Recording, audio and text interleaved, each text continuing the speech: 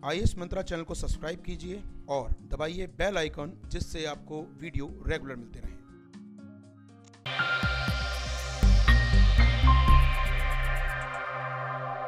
New batch of IWS.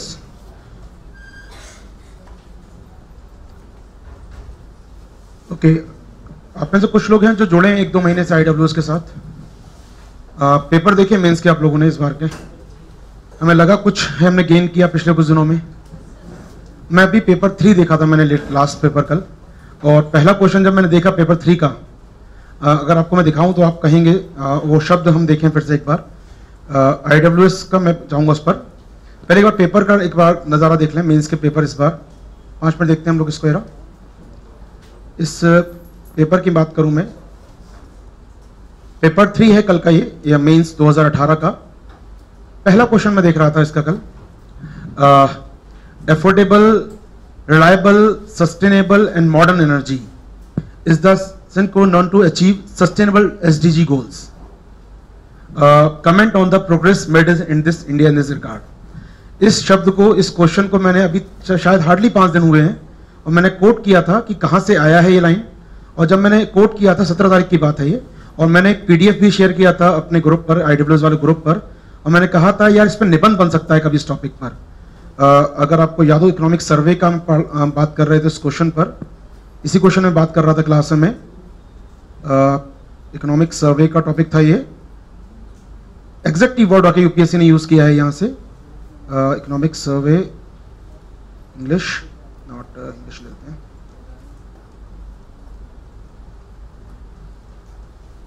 इसको हम देख रहे थे उस दिन इकोनॉमिक सर्वे में अपने। एग्जैक्टली ये वर्ड यूज किया है UPSC ने, affordable, reliable, sustainable and modernization के achieving of all SDG। Exactly बात कर रहा था इसकी। मैंने कहा था ये एक अच्छी लाइन है अपने आप में कि अगर आप सतत ऊर्जा प्राप्त करते हैं, आप सौर ऊर्जा करते हैं, तो महिलाओं का विकास हो पाएगा। SDG का कोर है, SDG की जान है क्लीन एनर्जी अपने आप में, और हमने एक्सप्लेन भी किया था इसको। तो मुझे लगा कि शायद हम सही ट्रैक पे जा रहे हैं, तो फिर मैंने लगा कि चलिए बात ऐसी टॉपिक पे की जाए। फिर क्वेश्चन 2 देखा जब मैंने, तो मैं कन्फर्म हो गया कि हम ठीक ट्रैक जा रहे हैं। क्वेश्चन 2 बजट से जुड़ा हुआ था आपका, पेपर 3 का, यानी कुल मिलाकर। और देखा जाए जिन्होंने क्लास की है पिछले कुछ दिनों में, मेंस टॉपिक जो चल रहे थे SDG, अपना मेंस टॉपिक हम बात कर रहे थे पिछले 2 महीने से इस क्लास में, तो लगभग हम देख रहे हैं लगभग टॉपिक हमारे काफी करीब रहे हैं। मेंस के जो क्वेश्चन हमने देखे यहाँ पर, मुझे किसी ने कहा कि almost 25 question sir near by touch किए हम लोगों ने। 25 टॉपिक अगर 2 महीने की क्लास से आ सकते हैं, तो ये तो हमारा उद्देश्य था ही नहीं। तो वही हो गया कि नोटबंदी का फायदा डिजिटल कैश हो गया। ये तो हमने सोचा ही नहीं थी कि ये क्वेश्चन भी आ सकते हैं एग्जाम। हमारा काम था इंप्रूव करना राइटिंग स्किल को। हम जब 2 महीने पहले शुरू किया था इस कैंपेन को, हमारा मिशन था कि राइटिंग स्किल इंप्रूव करना है, कि लेखन सीख जाएं, कलम चलाना सीख जाएं, 1 घंटे के अंदर 6-7 प्रश्न लिखना सीख जाएं। कंटेंट, या मैं कहूँ आपसे कि क्वेश्चन आएंगे, ये सोचा ही नहीं था कभी। अभी एडवांटेज हो गया, मैं तो ज़्यादा प्रचार करूंगा इस बात का। लेकिन इंपॉर्टेंट बात है यहाँ पर यह है कि हमारा काम मेन अभी भी वही है, वो है राइटिंग स्किल इंप्रूव करना। 1 घंटे के अंदर 7 क्वेश्चन लिखना, एनी हाउ 1500-1400 वर्ड लिखना मेरा गोल होना चाहिए। उस पर अभी भी हम मिशन कायम रहेगा हमारा।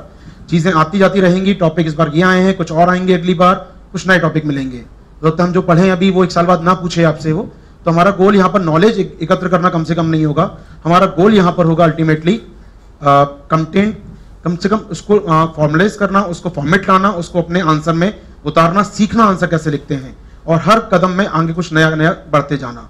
सबसे की वर्ड होगा जो हमारे लेखन का यहाँ पर, वो है कहीं ना कहीं कि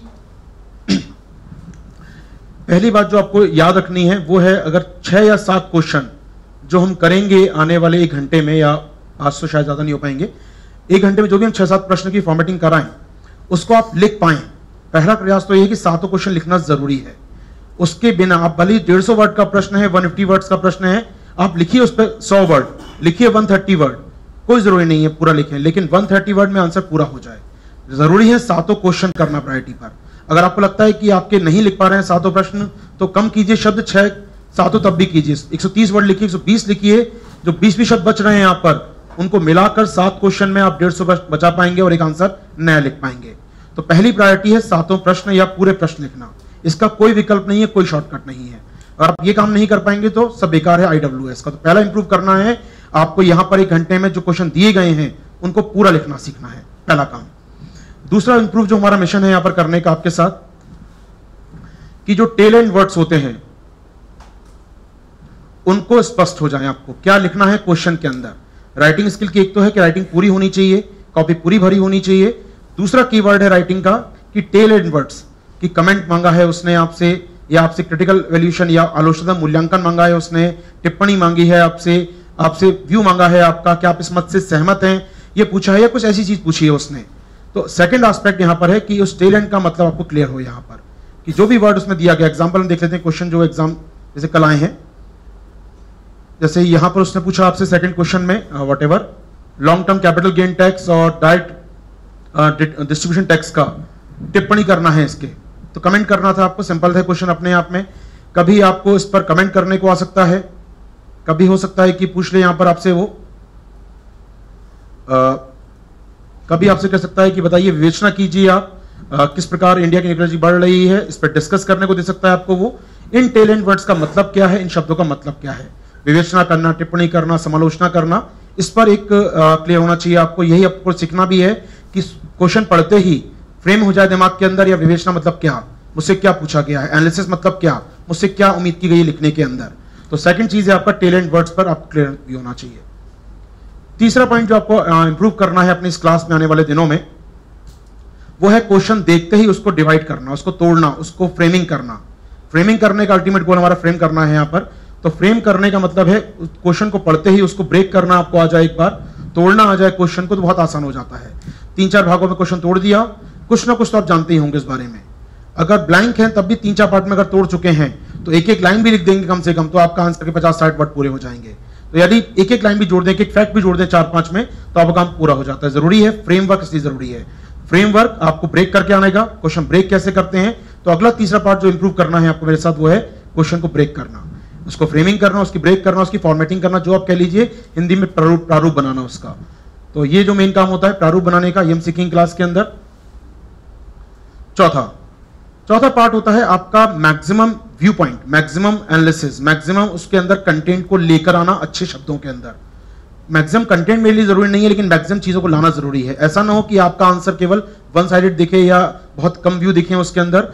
जितने मैक्सिमम व्यू हो सकते हैं उस टॉपिक पर, जितने आपके व्यू पॉइंट हो सकते हैं आपके पास, उन सबको लाने का प्रयास किया जाए। प्रयास अगर शब्दों में ज्यादा लग रहा है, आपको ज्यादा शब्द आ सकते हैं, उसको हम फॉर्मेट करें, फ्लो चार्ट बना दें, कुछ अलग डिजाइन बना दें, कुछ ड्राइंग बना दें, कुछ मैप के जरिए दिखा दें, कुछ ना कुछ ग्राफिकल प्रेजेंटेशन कर दें उसका, और उनको शब्दों कम से कम में लेकर आ जाएं। कई लोग अलग प्रकार से बना देते हैं, बना दिया इस प्रकार से दिखा दिया आपने 4 पॉइंट, शब्द बच गए आपके कहीं ना कहीं। यानी कि अल्टीमेटली आपको मैक्सिमम चीजें दिखानी है कम से कम शब्दों के अंदर। ये राइटिंग स्किल की अगली चीज है कि अधिकतम कंटेंट आपको मिनिमम शब्दों में लेकर आना है। तो ये हमारा काम रहेगा, maximum content in minimum words. तो ये काम करना है, अधिकतम एनालिसिस करेंगे, अधिकतम व्यू पॉइंट लेकर आएंगे कम से कम शब्दों के अंदर। ये हमारा काम होगा अपने राइटिंग स्किल इंप्रूव करने में।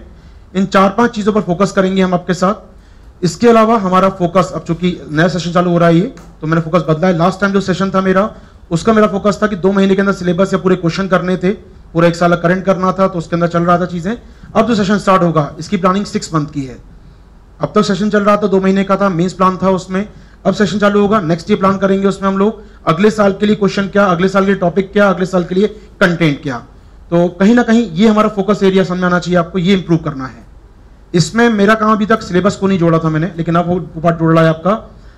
अगले 6 महीने में पेपर 1 से 4 तक, जीएस पेपर 1 से 4 प्लस योजना कुरुक्षेत्र प्लस करंट, जो भी आपका 6 मंथ का है, उन सबको कवर करेंगे आपके साथ। तो अगला हमारा काम जो जोड़ दिया 6 महीने के लिए मैंने, कंटेंट भी पॉइंट कर दिया है। अब तो मुझे लगता है कंटेंट अगर आ रहा है एग्जाम में, क्वेश्चन बन जाते हैं हमारे, तो क्यों ना पूरे बना दिए जाए। 25 आए हैं 60 में से, तो मुझे लगता है क्यों नहीं इसको बढ़ा के 40-50 तक ले जाया जाए। तो ये कंटेंट को भी अब ध्यान देंगे हम, टॉपिक वाइज चलेंगे आपके साथ कि टॉपिक वाइज खत्म हो जाए सिलेबस पूरा आपका। ये चीजें फोकस करने में रहेंगी हमारे इस प्रोग्राम के अंतर्गत। क्या स्पष्ट है मेरी बातें आपको यहाँ पर?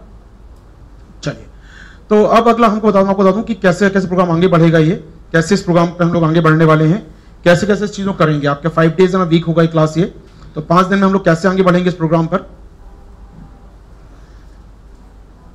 तो इंप्रूव क्या करना है स्पष्ट है मुझे, अब कैसे आगे बढ़ना है वो देख लेते हैं स्पीड में। इस प्रोग्राम में आगे बढ़ने के लिए पहला जो आपका दिन होगा, दैट मीन मंडे। सुन लीजिए आप लोग फटाफट, यहाँ पर 5 मिनट दीजिएगा। मंडे को मैं आपके संग डिस्कस करूंगा, आज तो खैर नहीं हो पाएगा किसी कारणवश, लेकिन नेक्स्ट मंडे से 2 घंटे क्लास रहेगा आपका 4 to 6 हमेशा मंडे टू फ्राइडे। ये 4 to 6 क्लास में 4 बजे आप आते हैं इस क्लास में, आपको एक बुकलेट मिलेगी, आज मिल जाएगी वैसे तो, एक बुकलेट मिला करेगी, उसमें क्वेश्चन रहा करेंगे, 4-5 क्वेश्चन रहेंगे, जैसे यूपीएससी का बुकलेट होता है वैसे क्वेश्चन मिलेंगे आपको लिखे हुए उसमें, और उन क्वेश्चन के साथ स्पेस होगा 250 वर्ड या 150 वर्ड के लिहाज से। उस क्वेश्चन 6 क्वेश्चन होंगे बुकलेट के अंदर, 6 या 7 क्वेश्चन। उन 6 या 7 क्वेश्चन को आपको 1 घंटे में लिखना होगा। उन 4 से 5 बजे के बीच में उन 6 से 7 क्वेश्चंस को आपको लिखना होगा। कुछ क्वेश्चन 150 वर्ड के होंगे, कुछ 250 वर्ड के होंगे। अमूमन इस प्रकार डिजाइन किया जाएगा कि 1 घंटे सवा घंटे में आप उनको लिख पाएं। कुछ 250 वर्ड के हैं तो एवरेज टाइम 11 मिनट, और 150 वर्ड के हैं तो एवरेज टाइम 8 मिनट। यानी आपको इसके लिए मिलेगा एक क्वेश्चन के लिए 8 मिनट, और इसके लिए मिलेंगे लगभग 11 मिनट। मैं आपको दे रहा हूं यहां पर, थोड़ा लिख पाएंगे एक्स्ट्रा आप चाहें तो 19 मिनट का समय अगर मैं कहता हूं 2 क्वेश्चन के लिए, या ऐसे ही लगभग 6 क्वेश्चन के लिए 1 घंटा पर्याप्त होगा। 1 घंटा मैक्सिमम सवा घंटा, तो 7 क्वेश्चन आप लिखेंगे। अभी मंडे का जो सेशन होगा ये क्या होगा, क्वेश्चन क्या होंगे इसके अंदर? इसमें क्वेश्चन वो होंगे जो आपने पिछले हफ्ते करंट अफेयर्स पढ़ा है, और आपकी जानकारी के लिए ये क्वेश्चन काफी हद तक फैक्ट या 150 वर्ड वाले होंगे। जो मैं प्लान किया है आप लोगों के लिए, मंडे को जो क्वेश्चन मिला करेंगे केवल 150 वर्ड वाले मिलेंगे आपको, और बहुत ही फैक्चुअल टाइप के, जैसे यूपीएससी का पहला पार्ट होता है पेपर का। अब एक बार देखेंगे पेपर मेरे संग फिर से यहाँ पर, तो यूपीएससी का पेशेंट में पूछना बात कैसे करा करेंगे। जैसे कि अगर मैं आपसे ले जाऊं क्वेश्चन को, जैसे कि आप देख रहे हो क्वेश्चन नंबर 3 स्क्रीन पे मेरे संग। एमएसपी से क्या समझते हैं? एमएसपी कृषकों के निम्न आय फंदे से किस प्रकार बचाव करेगा? What do you mean by MSP? How will MSP rescue the farmers from the low income trap? Simple question है, एनालिसिस नहीं मांगा आपसे, फैक्चुअल चीज मांगी है, एमएसपी क्या होता है और कैसे बचाव करता है। 3-4 पॉइंट होंगे यहाँ पर, कोई क्रिटिकल नहीं होना आपको, कोई एनालिसिस नहीं करना, कोई आपको अपना कमेंट नहीं करना। यहाँ पर समान चीजें पूछी है उसने, how, what, when, what, W, 4W, when, H simple पूछा है उसने। व्हाट इज क्या होता है, 4W, व्हेन, एच थ्योरी है, वो काम करना है। यानी ऐसे क्वेश्चन रहेंगे मंडे को आपको 8, और ये टॉपिक होंगे लास्ट वीक जो भी करंट पढ़ा होगा आपने। जैसे एग्जांपल दूं मैं आपको, कल हमने पढ़ा कि कारा एजेंसी है, उसने लिव इन रिलेशन में रहने वालों को गोद लेने की अनुमति दी। एक छोटी सी न्यूज थी। तो अब मेरा यहां पर फ्रेम करूंगा मैं, कारा से आप क्या समझते हैं, ये संस्था हाल ही में सुर्खियों में क्यों रही? ओके, 150 वर्ड आपके लिए। या फिर कारा से आप क्या समझते हैं, हेग कन्वेंशन दुनिया के लिए क्यों आवश्यक है? That's it. कोई एनालिसिस नहीं मांगूंगा आपसे मैं, ये 150 वर्ड होंगे। 8 क्वेश्चन मंडे को फैक्चुअल रहेंगे, यानी थोड़े से 2-3 पॉइंट के ज्ञान से भी आप बना पाएंगे। तो आपने जो भी करंट अफेयर्स पढ़ा है हफ्ते भर, कहीं से फार से पढ़ते ही कुछ ना कुछ, कोई ना कोई नॉलेज का सोर्स होगा ही। आप में से कुछ लोग मंत्रा क्लास में आते होंगे, करंट अफेयर्स क्लास में आते होंगे, या अपने से पढ़ते होंगे, लेकिन क्वेश्चन ऐसे होंगे कि आपने सामान्य नॉलेज पढ़ी है तो इन क्वेश्चन को कर पाए। तो 8 क्वेश्चन जो काफी हद तक एनालिसिस बेस्ड ना होकर फैक्ट बेस्ड होंगे, नॉलेज बेस्ड होंगे, जिससे आपकी नॉलेज इकट्ठा होती रहे, आपके एक शॉर्ट नोट बनते रहे पूरे हफ्ते करंट अफेयर्स के। तो 8 क्वेश्चन बता रहा हूं मैं आपको, पहले बता रहा हूं मंडे को रहेंगे जो काफी हद तक फैक्चुअल आधारित होंगे, फैक्ट्स या कहेंगे छोटे छोटे टॉपिक्स होंगे। क्लियर है मुझे यहां पर? तो मंडे को ये क्वेश्चन रहेंगे आपके। ट्यूसडे को या फिर मंडे को 4 से 5 आपने लिखा इन 8 क्वेश्चंस को, 5 बजे से 6 बजे तक मैं रहूंगा आपके साथ इस क्लास में, और हम बात करेंगे लास्ट वीक जो गुजरा है उसके अच्छे टॉपिक्स पर, उसके एनालिसिस वाले टॉपिक्स पर, जहां एडिटोरियल आए हैं, जहां एक एक टॉपिक पर 4-4 एडिटोरियल छापे हैं अखबारों में, उन पर एनालिसिस करेंगे आपके साथ। एडिटोरियल्स पर फ्रंट लाइन में कुछ अच्छा मिला मुझे, कहीं ईपीडब्ल्यू में अच्छा आर्टिकल मिला, मेन स्ट्रीम में कुछ अच्छा आर्टिकल मिला पढ़ने को, जो मैं पढ़ता रहता हूं तमाम सारे आर्टिकल, उनमें से कुछ अच्छा लगता है मुझे, तो उन एडिटोरियल्स या उन आर्टिकल्स के क्वेश्चन बनाए जाएंगे इस दौरान आपके साथ। और यहां पर उसके 6 या 7 क्वेश्चन फॉर्मेट करूंगा मैं आपके साथ, और फॉर्मेट करके आपको समय दिया जाएगा। जाइए आप घर पे आराम से, नेक्स्ट ट्यूसडे को आप आइए, ट्यूसडे आइए और 4 से 5 बैठ के लिखिए इन आंसर्स को यहां पर। तो आपके 24 घंटे रहेंगे घर जाकर, सोचिए इन क्वेश्चंस पे क्या हो सकता है और क्या जोड़ सकते हैं। कुछ और व्यू पॉइंट आपके पास है, कुछ और डेटा आपको इकट्ठा करना है, उस पर समय है आपके पास। हालांकि मुझे लगता नहीं कुछ बचता है क्वेश्चन इसके बाद, लोग नहीं करते, मैंने दिया मौका कि घर जाए कुछ करें, वो नहीं करके लाते हैं आंसर में, देखता हूँ वही चीज रिपीट कर जाते हैं वो। कोई बात नहीं, मैं आपको समय फिर दूंगा, आप जाइए कुछ नया सोचिए, उस पर कुछ नया व्यू पॉइंट लेकर आइए और जोड़िए अपने आंसर में। यहां पर राइटिंग कीजिए उस आंसर की। तो जो आपको क्वेश्चन फॉर्मेट कराए हैं उसकी राइटिंग यहां पर होगी। क्या स्पष्ट है आपको? मंडे का पूरा शेड्यूल, ट्यूसडे 4 से 5 आपने लिख लिया, 5 से 6 ट्यूसडे याद रखिए जो क्वेश्चन होंगे एनालिसिस वाले होंगे, क्रिटिकल इवैल्यूएशन, जहां पर आपके 250 वर्ड के ज्यादा क्वेश्चन होंगे, जहां पर डिमांड करेंगे आपसे हम कुछ इस प्रकार के लेंथी क्वेश्चंस की। यहां आपसे पूछा जाएगा आपको क्या लगता है, आपको क्या लगता है इसमें क्या कमियां और क्या खूबियां हैं, गुण दोष, आपके क्या क्रिटिकल इवैल्यूएट करने को आपसे बात हो सकती है इस क्वेश्चन पर। जहां पूछ सकते हैं in your view what the strength and what the weakness, यहाँ डिफरेंट चीजें आपको शामिल करनी हो अपने आंसर में। पढ़ने में लगेगा 2 मिनट क्वेश्चन हो सकता है, तो ऐसे क्वेश्चन रहेंगे आपके इस जगह पर। थोड़ा सा ट्रिकी बना रहा हूं मैं इस सेशन को थोड़ा सा आपके साथ। जो क्वेश्चन फॉर्मेट कराऊंगा हो सकता है उसकी भाषा बदल दी जाए आपकी जब क्वेश्चन आपको हाथ में मिले। जैसे ऐसा ना हो कि आप जो पढ़ के गए अगले दिन छाप दें आकर, तो मेरा समझाना बेकार हो जाएगा। तो जरूरी है कि आप जो जहां समझें मोटा मोटा समझ में आ जाए कि लिखना क्या है। क्वेश्चन फ्रेम 2-4 कर दूंगा एक साथ में आपको, और उसकी भाषा थोड़ी चेंज मिलेगी आपको बुकलेट के अंदर। तो आप यहाँ जो फोटो खींचते हैं कई लोग बैठकर या कॉपी करके ले जाते हैं, घर से लिख के लाते हैं, तो वो काम खत्म हो जाएगा। आपको अगले दिन नया क्वेश्चन मिल सकता है, तो नए फैक्ट या कुछ नया आपने एनालिसिस किया हो तो वो काम आएगा इससे आपको, और वो लिखेंगे आप यहां पर आकर। क्या मेरी बात स्पष्ट हो रही है? 5 to 6 में हम क्या करने वाले हैं? 5 to 6 में ट्यूसडे की बात है। 5 to 6 ट्यूसडे, यहां पर हम बात करेंगे योजना कुरुक्षेत्र की। तो जैन 2017 से आज है अक्टूबर 2018, लगभग होते हैं हमारे पास से 22 महीने। 22 महीनों में 22 योजनाएं, 22 कुरुक्षेत्र, और अभी 6 महीने चलने वाला है सेशन ये। तो लगभग 26-27 योजनाएं, 26-27 कुरुक्षेत्र। 52 मैगजीन होती हैं ये। मुझे लगता है सभी काम की तो नहीं होती हैं, सभी टॉपिक काम के नहीं होते हैं। कई बार नॉर्थ ईस्ट पे विशेष स्पेशल आता है, कई बार बजट पे स्पेशल आता है, कई बार टॉपिक रिपीट हो जाते हैं योजना के अंदर ही या कुरुक्षेत्र के अंदर। तो अमूमन 20 योजना 20 कुरुक्षेत्र काम की होंगी, 40 टॉपिक काम के होंगे। तो हम एक काम करेंगे, जैन 2017 की योजना और जैन 2017 की कुरुक्षेत्र एक साथ लेंगे ट्यूसडे शाम। उस पर 4 क्वेश्चन इस पर, 4 क्वेश्चन इस पर, या 3-3 क्वेश्चन इस पर। 6 से 7 क्वेश्चन आपके फॉर्मेट करूंगा मैं 5 से 6 बजे तक। क्या स्पष्ट है बात मेरी आपको यहां पर? तो 5 से 6 बजे तक हम पढ़ेंगे योजना कुरुक्षेत्र की फॉर्मेटिंग, जिससे वो योजना अपने आप में क्रक्स निकल के बाहर आ जाए, आपके पास क्लियर हो कि योजना में है क्या। उसके जो 3 स्टोरी 3-4 ही होती है काम की उसकी बड़ी, तो 3-4 स्टोरी क्रक्स आपके हाथ में आ जाए, और इस बहाने आप योजना आपके पास मटेरियल हो, पढ़ भी पाए आप घर जाकर, यार और क्या जोड़ सकते हैं इसको, और कैसे बेहतर कर सकते हैं इसको। तो अगले महीनों में, अगले 5-6 महीनों में पूरी योजना मुझे करना है, पूरी कुरुक्षेत्र करना है। और ये यूपीएससी आप देख ही रहे हैं, अगर पेपर आप एनालिसिस करेंगे हम लोग को भी टाइम मिलेगा, तो इस बार का पूरा पेपर अगर मैं कहूं आपसे, इसका जो क्वेश्चन आपको लगता है 30 to 40% क्वेश्चन योजना कुरुक्षेत्र के हैं, कोई दो राय नहीं है। चाहे वो ब्लू रेवोल्यूशन का आया हो, हॉर्टिकल्चर का आया हो, ऑलमोस्ट एंटायर जो आपका पेपर 3 का जो पार्ट है, इकोनॉमी वाला पार्ट है, जो एग्रीकल्चर का पार्ट है, वो पूरा कुरुक्षेत्र का है, पूरा का पूरा कुरुक्षेत्र का है। अभी कुछ दिनों पहले मैं टॉपिक करा रहा था क्लास के अंदर, मोटे अनाज वाला। मैंने कहा था उस समय कि मोटे अनाज पे सरकार ने फॉरवर्ड किया है कहां पर, फाओ को, कि यार मोटे अनाज पर इसको आप इंटरनेशनल ईयर डिक्लेयर कर दो, यूएन को भेजा है। उस पर एक क्वेश्चन में देख रहा था, बड़ा अच्छा लगा देख के उस क्वेश्चन को। और क्वेश्चन भी आप देखेंगे, मोटे अनाज के उत्पादन उपभोग पर बल को विस्तार पूर्वक समझाइए। विस्तार दे दिया उसने, खूब लिखी आराम से आप, जो हमने उस क्लास में किया था। और मोटे अनाज पे पूरी की पूरी एक कुरुक्षेत्र आई थी। तो आप समझ सकते हैं, बागवानी पर क्वेश्चन आया है, ब्लू रेवोल्यूशन पर क्वेश्चन आया है, मिलेट्स पर क्वेश्चन आया है। ये सभी टॉपिक कुरुक्षेत्र में अलग समझाए गए हैं। एमएसपी पर पूरी एक योजना आई थी कुछ दिनों पहले। यानी कहीं ना कहीं सरकार या जो मैगजीन है काफी जरूरी है आपके लिए, इस प्रकार की समस्या नहीं बनेगी। बागवानी पर फरवरी 2017 की पूरी कुरुक्षेत्र छपी थी।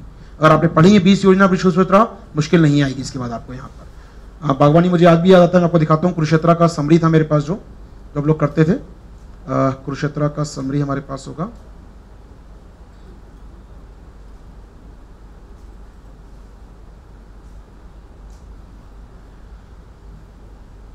कुरुक्षेत्र योजना के समरी जो क्लास में हम लोग करते रहे हैं। पूरा का पूरा पूरा कुरुक्षेत्र आया था इस पर। ग्रामीण स्वास्थ्य बागवानी, अप्रैल 2017 का पूरा कुरुक्षेत्र बागवानी पे आया था, और सीधा एक लेंथी क्वेश्चन 250 वर्ड का। अगर आप इसका पहला टॉपिक पढ़ लेते तो वो क्वेश्चन मुश्किल नहीं होता हॉर्टिकल्चर पे करने के लिए। मेरा कहना यही है आपसे कि आप इसको पढ़िए। आप देख रहे हैं यहाँ पर अप्रैल का है कुरुक्षेत्र, एक जुलाई कुरुक्षेत्र देख रहे हैं आप, ग्रामीण स्वास्थ्य। एक टॉपिक था इसमें यूनिवर्सल हेल्थ केयर, पेपर 1 में, पेपर 2 में आया है यूनिवर्सल हेल्थ केयर पर 250 वर्ड का प्रश्न। यानी कि आप, मैं आपसे कहना मेरा यही है, योजना कुरुक्षेत्र का हम लोग जितना अच्छा अध्ययन कर लेंगे उतना काम आसान हो जाएगा। तो हमारा टारगेट यही होगा इस आपके साथ ट्यूसडे इवनिंग को, कि एक एक करके मैगजीन हम खत्म करते जाएं। समझ में आ रही है मुझे बातें? तो लगता है इतना मुश्किल नहीं होगा। एक दिन का समय भी रहेगा आपके पास, आप जाके घर पर तो 3-4 क्वेश्चन है उस पर देख पाएंगे। आप 5-6 आर्टिकल पढ़ने में समय लगता नहीं है ज्यादा, मैं आपको फॉर्मेटिंग करा दूंगा, तो आर्टिकल पढ़ना आसान हो जाएगा। तो ट्राई कीजिए घर पे आके आर्टिकल पढ़ पाएं अपने साथ वो, और अगले दिन आप इसको अच्छा रिप्रेजेंट कर पाएं, उसमें जो फ्लो चार्ट बने हैं, उसके डायग्राम बने हैं, हम क्लास में लिख पाएं। तो ट्यूसडे को शेड्यूल रहेगा आपका शाम के साथ योजना कुरुक्षेत्र का, ठीक है हमारी बातें हैं। चलिए यहां भी वही बातें होंगी, जो क्वेश्चन आपको सकता है मैं कराऊं क्लास में, अगले दिन कुछ डिफरेंट क्वेश्चन मिल सकते हैं, लेकिन फॉर्मेट मोटा मोटा वही रहेगा जो आपने पढ़ा है, थोड़े शब्द उसके आगे पीछे हो सकते हैं। इन क्वेश्चंस को आप लिखेंगे क्लास में आकर वेडनेसडे को 4 to 5, जो समझे हमने ट्यूसडे को इवनिंग में यहां पर समय होगा लिखने का उसका। नेक्स्ट डे 4 to 5 24 घंटे घर जाइए, पढ़िए आराम से क्वेश्चन क्या है वो, उस पर आर्टिकल पढ़िए योजना कुरुक्षेत्र के, अगले दिन आके रिप्रेजेंट कर दीजिए। अब आते हैं मेन काम पर। 5 to 6 वेडनेसडे, 5 to 6 वेडनेसडे और थर्सडे 5 to 6 एक साथ देख लेते हैं इसको हम लोग। वेडनेसडे का 5 to 6 और थर्सडे में जो 5 to 6 है आपका, वेडनेसडे को और थर्सडे को, इसकी बात करें आपके साथ। बुधवार और गुरुवार शाम 5 से 6 यहाँ क्या होगा, यहां हम बात करने वाले हैं पेपर 1 to 4 की आपके साथ। पेपर 1 to 4 का मतलब वेडनेसडे को पेपर 1 and 2 और थर्सडे को पेपर 3 and 4। इसका मतलब क्या है, अगर हम सिलेबस देखें एक बार आपके साथ, कोई पेपर ले लेते हैं, पेपर 2 ले लेता हूं, खुला हुआ था मैंने, पेपर 2 कहीं होगा, पेपर 2 पॉलिटी,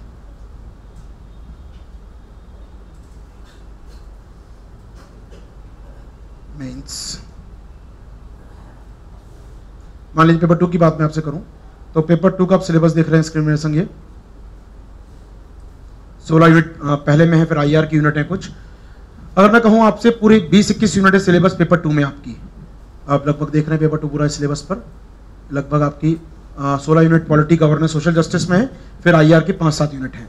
जब 20 यूनिट मान लीजिए सिलेबस पेपर 2 में है आपके, 20 ही पेपर 1 में होंगी, इतनी यूनिट पेपर 3 में और फिर 4 में भी, पेपर 4 में 7 यूनिट है हालांकि। तो अगर देखा जाए तो लगभग 20 यूनिट मान लीजिए पेपर 2 में, और पेपर 2 का मेरे पास बुधवार के आधे दिन है, यानी आधे बार बुधवार में हम लोग बात करेंगे पेपर 2 पर क्वेश्चंस, पेपर 1 के क्वेश्चंस और पेपर 2 के क्वेश्चंस, यानी पेपर 2 में हम बांटेंगे।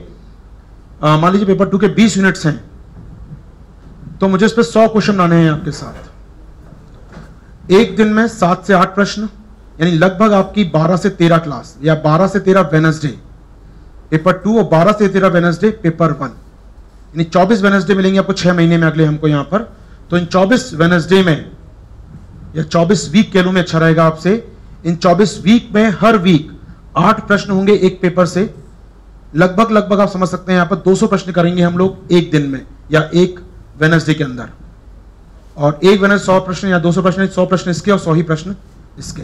तो पूरे 6 महीने में पेपर 1 और 2 100 प्रश्न दोनों के हो जाएंगे, और 100 प्रश्न का मतलब होगा पूरा एंटायर पेपर का निपट जाना। सुबह चलेंगे आपको, जैसे मैं कहूंगा कि कल वेडनेसडे है, कल हम बात करेंगे इन 3 यूनिट पर आपके साथ, या इन 2 यूनिट के 8 क्वेश्चंस पर आपके साथ। तो पूरे यूनिट से बनेंगे 20 मिनट से 100 क्वेश्चन बनाने हैं मुझे आपसे यहाँ पर, इन 2 यूनिट से बना देंगे 8, इन 2 यूनिट से 10, इन 2 यूनिट से 12, ऐसे जो अपना पॉइंट है वो ज्यादा क्वेश्चन, जहां कम है वहां कम क्वेश्चन। तो ऐसे होगा कि 20 यूनिट के 100 क्वेश्चन आपको मिलेंगे पूरे वेडनेसडे में, धीरे धीरे मिलते रहेंगे। क्या बात स्पष्ट है मेरी आपको यहाँ पर? हर बुधवार को हम बात करेंगे पेपर 1 की यूनिट पर या पेपर 2 की यूनिट पर। सिलेबस वाइज टिक आपको मिल जाएगा, चार्ट टिक करते जाएंगे, टिक पे खत्म होता जाएगा, टिक करिए कि हाँ ये यूनिट खत्म हो गया, इस पर क्वेश्चन दोबारा नहीं होगा। नेक्स्ट यूनिट पे बात करेंगे, जो बस्ती जाएंगी वो हम करते जाएंगे। जैसा आपको दिख रहा है यहाँ पर, ये मिल जाएगा, कल से मिल जाएगा, टिक मार्क बना होगा, टिक बॉक्स, यूनिट कंप्लीट हो गया, आगे बढ़िए। यानी टारगेट हमारा होगा हर वेडनेसडे को पेपर 1 या पेपर 2 के 8 क्वेश्चन करना यूनिट वाइज। ऐसा नहीं कुछ भी आर्बिट्री दे दिया मैंने आपको यहाँ पर, जैसे role of civil service in democracy, मैं आज ही बात कर रहा था, 4 क्वेश्चन लिखवाए मैंने क्लास में उस पर। तो ऐसे 4 क्वेश्चन आपको दे दिए जाएंगे एक यूनिट पर, उसके ऊपर यूनिट दिख रही है मुझे यहाँ पर, लेट से पॉवर्टी एंड हंगर, इसके 4-5 क्वेश्चन ही 8 क्वेश्चन आपको पेपर 2 पर। तो इससे होगा कि आपका वेडनेसडे के दिन ये दोनों यूनिट कवर हो जाएंगे, दोनों पेपर कवर हो जाएंगे, 200 क्वेश्चन 6 महीने में आपके तैयार हो जाएंगे। समझ आ रही है मुझे बात यहाँ पर ये? और ऐसे ही 200 क्वेश्चन होंगे पेपर 3 और 4 के भी, यानी कुल मिला के चारों पेपर के 100 क्वेश्चन, 400 क्वेश्चन आप कर पाएंगे मेरे साथ अगले 6 महीने में, ऑर्डर वाइज, टॉपिक वाइज या सिलेबस वाइज। तो ना केवल आप करंट अफेयर्स कवर करेंगे मंडे ट्यूसडे में, हम लोग मंडे को फैक्चुअल वाला करंट, ट्यूसडे को एडिटोरियल वाला करंट, वेडनेसडे को योजना कुरुक्षेत्र का आंसर लिखेंगे आप, और थर्सडे फ्राइडे आकर लिखेंगे आप अपने पेपर 1 से लेकर 4 के आंसर। क्या मेरी बात स्पष्ट हो रही है आपको यहाँ पर? समझ में आ रहा है प्रोग्राम क्या है हमारा पूरा? इंपॉर्टेंट बात रहेगी इसमें फ्राइडे का दिन। फ्राइडे को आप लिखेंगे कौन से आंसर जो आपने 3 और 4 के सीखे हैं यहाँ पर, फ्राइडे को लिखेंगे यहाँ पर आके आप। फ्राइडे को 5 to 6 का जो टाइम रहेगा वो फीडबैक का टाइम रहेगा कि आपने जो भी लिखा है हफ्ते भर में, जो भी लिखा है अपने हफ्ते भर में, क्या मुझे लगता है कमियां हैं, या जो हमारी टीम है चेक करने वाली उसको लगता है क्या कमियां आपके इस आंसर में है, कुछ फीडबैक आपसे आपको पूछना हो, सर ये क्यों नंबर कम आए, इसमें और कैसे नंबर आ सकते थे, या कलम नहीं चल रही या स्पीड नहीं आ रही, कुछ भी इश्यूज हैं आपके, उसको सॉल्व करेंगे हम लोग 5 to 6 में। मल्टी डायमेंशनल रहेगा उस दिन प्लेटफॉर्म, मैं भी रहूंगा और 2-4 फैकल्टी और भी रहेंगी, आपकी हिस्ट्री की भी, आपकी पॉलिटी की भी, जो भी आपको लगता है कि ये चीज़ पूछी नहीं चाहिए थी या चीज़ लिखनी और क्या अच्छा लिखा सकता है, उस पर बात की जाएगी आपके साथ यहाँ पर। तो फ्राइडे का टाइम 5 to 6 फीडबैक का टाइम होगा। मैं कहूँगा आप लोग आइएगा, अच्छा रहेगा, तभी मालूम पड़ेगा गलतियाँ क्या हुई हैं। 4 to 5 तो लिखेंगे आंसर बैठ के, आप 5 to 6 आइएगा। सैटरडे संडे ऑफ रहेगा आपका, करंट क्लास करते हैं तो करिए आराम से, सैटरडे संडे ऑफ रहेगा आपका। फिर मंडे को चूंकि आपने पढ़ा खुद से है और क्वेश्चन फैक्चुअल होने वाले हैं, तो मंडे को आपको सीधे लिखना है आकर। मंडे के जो 8 क्वेश्चन होंगे इसकी फॉर्मेटिंग नहीं होगी, मैं अभी से बोल रहा हूँ, किसी गलतफहमी में नहीं रहेंगे हम लोग। मंडे के जो 8 फैक्चुअल क्वेश्चन होने वाले हैं उनकी फॉर्मेटिंग नहीं होगी, वो सिंपल फैक्चुअल क्वेश्चन होंगे, बेसिक क्वेश्चन होंगे, करंट में जो पढ़ा है आपने उस पर आधारित प्रश्न होंगे। अधिकतर लोग मुझे सुनते हैं यहाँ या किसी और संस्थान में, तो वो करंट सुन ही लेते हैं यानी हाँ उन क्वेश्चंस का, तो उनके लिए आसान होगा, वो सुन चुके हैं क्वेश्चंस को तो लिखना आसान होगा। वरना सामान्य क्वेश्चन होंगे, आपने पढ़ा है करंट कहीं से ही पढ़ा है, कोई ऑनलाइन तरीके से, किसी ऑफलाइन तरीके से, किसी अखबार से क्वेश्चन बन जाएंगे आपसे। तो मंडे के उन 8 क्वेश्चन के लिए परेशान मत होइएगा। नहीं बना तो फिर मैं रहूंगा आपके साथ कि सर नहीं बना, ये कहाँ से दे दिया आपने या क्या आ गया, कोई एलियन आ गया तो बता दूंगा एलियन कहाँ से लाया हूँ उसको मैं, तो ऐसा नहीं होगा, ऐसा कोई क्वेश्चन नहीं मिलेगा आपको जो ना कर पाए। तो 8 क्वेश्चन सामान्य रहेंगे, हमारा काम होगा बाकी 4 दिन आपके साथ फॉर्मेटिंग करना। ये बात क्लियर मुझे आपकी? तो फॉर्मेटिंग यहाँ पर कितने दिन हुई? 4 दिन, मंडे टू थर्सडे। फ्राइडे का दिन रहेगा आपका फीडबैक का दिन, लिखेंगे आपको 5 दिन। क्या बात समझ में आई मुझे? यहाँ पर लिखने का काम 5 दिन का है और आपका फॉर्मेटिंग काम 4 दिन का है। अब एक बात समझिएगा इसके आगे की, 5 दिन आप लिखते हैं, एक दिन में आप मेरे संग लिख रहे हैं यहाँ पर लगभग 7 से 8 प्रश्न, 7 to 8 प्रश्न लिखते हैं अगर हम लोग, एवरेज 7 मान लेते हैं, चलिए, किसी 6 भी हो सकते हैं, किसी 8 भी हो सकते हैं, एवरेज 7 मानते हैं, यानी एक वीक में आप 5 दिन लिख रहे हैं, एक दिन में 7, तो 5 दिन में आप लिख रहे हैं यहाँ पर 35 क्वेश्चन। 6 मंथ 24 वीक मानता हूं, एक आध वीक 25-26 वीक होते हैं वैसे तो, लेकिन एक आध वीक दिवाली पड़ेगी, कोई ऑफ पड़ेगा, कभी मुझे ऑफ पड़ेगा, कभी कुछ एक्स्ट्रा, तो मान के चलता हूं लगभग अगर हम मान लें तो 24 हफ्ते तो रहेंगे पूरे हमारे पास। 35 क्वेश्चन 24 वीक्स, समझ सकते हैं इसका मतलब क्या होगा? इसका मतलब नियरली आपके यहाँ 700 से 800, 870 होते हैं। मैं यहाँ पर 800 मानता हूँ, 870 होता है वैसे तो ये, कभी हमारे यहाँ हो सकता है कुछ कम हो जाए, कभी आज छुट्टी भी हो सकती है, मैं इसको 800 क्वेश्चन मानता हूँ। तो मैं देख चुका हूँ 3 महीने या 2 महीने पहले मैंने बोला था 300 क्वेश्चन कराऊंगा, 250 पर रुक गई गाड़ी आकर। तो मैं ऐसा कोई कमिटमेंट नहीं कर रहा हूँ कि 870 बोल दूं या 900 बोल दूं मैं आपको, तो मैं बोल रहा हूँ कि 870 होगा तो मैं 800 बोल रहा हूँ आपको। अब मैं मेरा क्वेश्चन होगा 800 क्वेश्चन का आपके साथ, 800 क्वेश्चन मुझे एनी हाउ करना है अगले 6 मंथ में, जिसमें कम से कम 400 तो आपके जीएस के दिखेंगे मुझे यहाँ पर, और 400 से अधिक होंगे मेरे पास करंट के क्वेश्चन, करंट, एडिटोरियल, कुरुक्षेत्र मिलाकर हो पाएगी बात। तो ये 800 क्वेश्चन का लक्ष्य हमारा होगा, ये हम पूरा करेंगे आपका मिड मार्च या मार्च 20-25 तक। उसका पूरा प्री के लिए फ्री हो जाएंगे आराम से, मार्च एंड मई, अप्रैल मई समय रहेगा आपके पास पीटी के लिए। हो भाई ये बात हमारी है? कोई इसमें प्रोग्राम में कुछ समस्या आपको लगी हो या कुछ पूछना हो, इसमें कोई ऐसा दिन जो आप ना चाहते हो उसमें ना हो? ठीक है, मैं तो रहूंगा यहाँ 5 दिन, मैं तो रहूंगा, प्रयास करूंगा जो मेरा सेशन है मैं करूँ आपके साथ। चलिए, तो ये है शेड्यूल दोस्त हमारा यहाँ पर जो हम करने वाले हैं। क्या करना है क्लियर है, कौन कौन से इंप्रूव करना है पॉइंट हमको यहाँ पर, कैसे करना है वो क्लियर है। चलिए अब आते हैं आपके साथ फॉर्मेटिंग के कुछ एस्पेक्ट पे, समझें आपके साथ फॉर्मेटिंग हम करेंगे कैसे। कुछ लोग देख चुके हैं इस फॉर्मेटिंग को, कुछ लोग देख सकते हैं, लेकिन एक आध क्वेश्चन एग्जांपल लेके देखते हैं हम लोग फॉर्मेटिंग करते कैसे हैं। तो चलते हैं IWS के फोल्डर में आपके साथ, IWS PPTs, ये PPTs हैं जो मैं करा चुका हूँ क्लास में, लगभग 40 क्लास बोला था मैंने पिछले सेशन में लोगों को, तो 40 क्लास के मैंने बोला 300 क्वेश्चन हो जाएंगे, 35 क्लास में उनको करा दिया एनी हाउ। तो 35 मेरा वादा ज़्यादा पुराना नहीं हुआ, मतलब कुछ मिस हैपनिंग हुई बीच में मेरे साथ, लेकिन फिर भी 35 क्लास हो गई एंड ऑफ द डे। तो मानता हूँ ठीक सेटिस्फेक्शन रिजल्ट है मेरे लिए कि 40 बोल रहा था स्टार्टिंग में, 35 करा दिया, वो भी एक बड़ी इशू रहा मेरे से। उसके बाद 35 क्लास हो गई, काफ़ी है मेरे लिए। मानता हूँ कि अगर मैं बोल रहा हूँ 800 क्वेश्चन या 900 क्वेश्चन, तो 800 हम लोग कर लेंगे, मैं जानता हूँ मैं सब आराम से। तो बात करें 35 क्वेश्चन में, आपको PPT कहूँ क्या कराते हैं हम लोग क्लास, समझिएगा। चलिए कोई PPT लेते हैं यहाँ पर हम लोग, 5 नंबर PPT लेते हैं। मान लीजिए मैं आपसे बात कर रहा हूँ PPT 5 नंबर क्लास की, अगर आपसे तो मैंने कराया होगा। जैसे क्वेश्चन क्या रहता है, मान लीजिए क्वेश्चन इस प्रकार का था, क्वेश्चन मैंने कराया उनको स्टार्टिंग में हाल ही में, ये तो क्वेश्चन आ गया एग्जाम में से, हाल ही में 15 वित्त आयोग का गठन समाचारों में रहा। नए वित्त आयोग को किन किन पहलुओं पर आवश्यक ध्यान देना होगा? साथ ही बताइए भारत में राजकोषीय संघवाद को संतुलित करने में वित्त आयोग कितना सक्षम रहा है। एक क्वेश्चन आपकी स्क्रीन पर है ये। ऐसे क्वेश्चन यूपीएससी उम्मीद करता है 250 वर्ड में पूछता भी, एलएसएस भी पूछता है। इससे मिलता तो क्वेश्चन में एग्जाम में भी देखा है। इस बार एक क्वेश्चन दिखाता हूं मैं, इस बार एग्जाम में जो आया है। देखा आपने कौन सा एग्जाम क्वेश्चन था? इस बार एक क्वेश्चन था एग्जाम में, पेपर 2 में, 3 में, कहां था? 2 में था। एक क्वेश्चन था इस बार मैं देख रहा था, उसको जैसा कुछ क्वेश्चन था।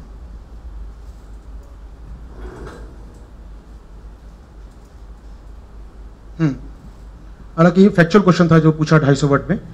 वित्त आयोग गठन किस प्रकार किया जाता है? वित्त आयोग गठन के विचारक विषय क्या थे? आप क्या जानते हैं? कमेंट कीजिए या विवेचना कीजिए, इस पर डिस्कस करना था आपको। तो विचारक विषय, टर्म और रेफरेंस क्या था? जो उनका विवाद का विषय हुआ था साउथ इंडिया को लेकर कि भैया उनको पॉपुलेशन वाला काम करना पड़ेगा, तो चीज वही थी अपने आप में, क्वेश्चन भी कहीं ना कहीं वही थे। नए वित्त आयोग को किन किन महत्वपूर्ण पहलुओं पर ध्यान देना होगा, यानी वो टर्म्स ऑफ रेफरेंस क्या है, किन बातों पर ध्यान देना है, ये मैंने पूछा था आप लोगों से उस पर।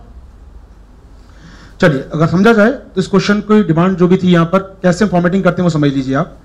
इस क्वेश्चन को देखा हम लोगों ने, इंपॉर्टेंट बात है, पॉलिटी का क्वेश्चन है, समझ आता है यहाँ पर ये। तो पहला काम होता है ब्रेक करना क्वेश्चन को। फॉर्मेटिंग का पहला वर्ड है कि ब्रेक करिए क्वेश्चन को, कितने पार्ट में टूट सकता है आपसे ये। मुझे दिखता है क्वेश्चन 15 वित्त आयोग गठन समाचारों में रहा। नए वित्त आयोग को किन किन महत्वपूर्ण पहलुओं पर ध्यान देना होगा? Result recently 15th finance commission was in the news. What are the key aspect of new finance commission to pay attention? किन किन बिंदुओं पर ध्यान देना है? तो पहली बात, छोटा सा इंट्रो, फाइनेंस कमीशन का गठन हुआ है तो कैसे गठन को बताना पड़ेगा। हमेशा ट्राई न्यूज पहले है, क्योंकि लिखा है उसने हाल ही में, तो बताइए हाल ही में क्या हुआ था। एटलीस्ट 20 वर्ड, 25 वर्ड, 10-15 वर्ड दीजिए एक छोटे से न्यूज पर कि अभी हाल ही में राष्ट्रपति ने 15th फाइनेंस कमीशन गठन किया। अध्यक्ष का नाम मालूम तो अच्छी बात है, नहीं तो कोई बात नहीं, तो आर्टिकल लिख दीजिए जिसका गठन आर्टिकल 280 के तहत किया गया। इतना तो जानकारी आपको होती है हमेशा। तो एक न्यूज जरूर लिखिए यहां पर कि भैया चर्चा में क्यों था फाइनेंस कमीशन, क्या कारण रहा चर्चा में होने का, कि हाल ही में राष्ट्रपति ने अनुच्छेद 280 का प्रयोग करते हुए वित्त आयोग का गठन कर दिया, 15 वित्त आयोग का गठन कर दिया। इसके अध्यक्ष एक पर्सन कौन है? एनके सिंह। एनके सिंह है। चलिए हो गया आपका लो लाइन यहाँ पर 20 वर्ड्स हो गया। अब आइए मेन सवाल, मेन बॉडी पर आते हैं आपके साथ। यहाँ इंट्रोडक्शन देखिए, ये अंतर होता है, लोग ढूंढते हैं इंट्रोडक्शन अच्छा लिखा जाए, जबकि आवश्यक होता है इंट्रोडक्शन लिखा जाए, कुछ लिखा जाए उसको। लोग इंट्रोडक्शन लिखने के चक्कर में पहला वर्ड नहीं लिख पाते हैं, और मेरा मानना है कि पहला वर्ड जरूर लिख दीजिए फटाफट। वो लिख दिया तो अपने आंसर चालू हो जाएगा, क्योंकि सबसे ज्यादा समय लगता है आपको पहला वर्ड लिखने में। और ये थ्योरी चल रही है कि पहला वर्ड अच्छा होना चाहिए, वरना एग्जामिनर चेक ही नहीं करता। आपके आंसर में कंटेंट होना चाहिए, तब एग्जामिनर चेक करता है। पहला वर्ड अच्छा होने से कुछ नहीं होता दोस्त। मतलब कहानी या गिनती 0 स्टार्ट होती है, उससे खराब वर्ड है 0 मैथ्स का, लेकिन हम गिनते हैं ना पूरी उसके बाद। तो ऐसा बीइंग ए मैथ्स स्टूडेंट बोल सकता हूं मैं आपसे, पहला वर्ड खराब होने से कुछ नहीं होता। इंपॉर्टेंट बात है कंटेंट अच्छा है उसके अंदर, एग्जामिनर चेक करेगा आपका। स्टार्ट कीजिए आंसर को, गलती मत कीजिए पहले, बस इतना है कि गलत मत लिख दीजिए पहले। आप लिखिए नॉर्मल से कि वित्त आयोग क्या होता है, बट गठन क्या है, चर्चा में क्यों थी, तो आएगा ही उसके बाद पढ़ने को नीचे। यार न्यूज लिखिए उसका तो पढ़ेगा ही क्या है न्यूज, उसको एनालिसिस पढ़ने आएगा ही नीचे। आप न्यूज लिख दिया ना, आपको अवेयर हैं, अब आएगा मुद्दे पर वो आपके साथ। चलिए नेक्स्ट पॉइंट है वो किन किन महत्वपूर्ण पहलुओं पर ध्यान देना है। तो अभी हाल में वित्त आयोग बना, तो उसके टर्म्स ऑफ रेफरेंस क्या थे या किन विषयों पर उसे ध्यान देना था। तो विषय क्या थे यहाँ पर, इसको ब्रेक डाउन करिए क्वेश्चन को कि रिसेंटली विषय क्या है उसके सामने। विषयों पर विवाद, क्योंकि विषय इंपॉर्टेंट है, टर्म्स ऑफ रेफरेंस ही पूछा है उसने मेन, तो उस पर कुछ विवाद होंगे अगर आपको मालूम है तो विषय के अंदर जोड़ सकते हैं या इस पर विवाद जोड़ सकते हैं। विवाद क्या है इस टॉपिक में, और फाइनेंस कमीशन का भारत के संघवाद में भूमिका क्या है, जो अगला पार्ट है इस क्वेश्चन का। बताइए कि भारत में राजकोषीय संघवाद को संतुलित करने में आयोग कितना सक्षम रहा है, फिस्कल फेडरलिज्म में इसका रोल क्या है, कितना ये सही साबित हुआ इस क्वेश्चन में। समझ में आ रहा है मुझे क्वेश्चन ये देखकर। चलिए फॉर्मेट देखते हैं क्या बनता है आपके साथ। जो फॉर्मेटिंग होगी या इसका प्रारूप बनेगा, तो जो भी आपके पास न्यूज है इसके बारे में उसकी बात करिए कि महत्वपूर्ण पहलू, महत्वपूर्ण विषय क्या है इसमें, important subject, term of reference क्या है इसकी इस बार, उसमें विवाद क्या है, और सेकंड एस्पेक्ट यहां पर बनता है आपका क्या, फिस्कल फेडरलिज्म को कैसे स्ट्रॉन्ग करता है। तो 2 मेन पार्ट हैं इसके, ये छोटा सा इंट्रो पार्ट हो गया, एक फैक्चुअल पार्ट हो गया। आप देना चाहें दीजिए, अच्छा लगेगा क्वेश्चन में, नहीं देते हैं आप सीधे यहां से भी स्टार्ट कर सकते हैं कि हाल ही में बनाया गया जिसमें ये काम दिए गए। तो इंपॉर्टेंट बात अच्छा लगता है एग्जामिनर को भी, आपको न्यूज अगर सेंस है तो, ये तो कोई बात नहीं, सीधा ऐसे स्टार्ट कीजिए आंसर को। महत्वपूर्ण पहलू या महत्वपूर्ण चीजें क्या हैं अपने आप में जिसको काम दिए गए हैं इस बार, जिसको काम दिए गए, इतने सारे काम दिए गए, थोड़ा नॉलेज होना चाहिए आपको, ये बताया जाएगा। मैं बता भी दूंगा आपको कि ये काम दिया गया है इसे, वरना नॉलेज होना चाहिए आपको यहाँ पर कि फाइनेंस कमीशन बना है तो क्या काम दिया गया है। मेरा काम भी होगा फॉर्मेटिंग करते समय पॉइंट दूंगा आपको मैं सारे कि क्या क्या काम उसको दिया गया है फाइनेंस कमीशन को।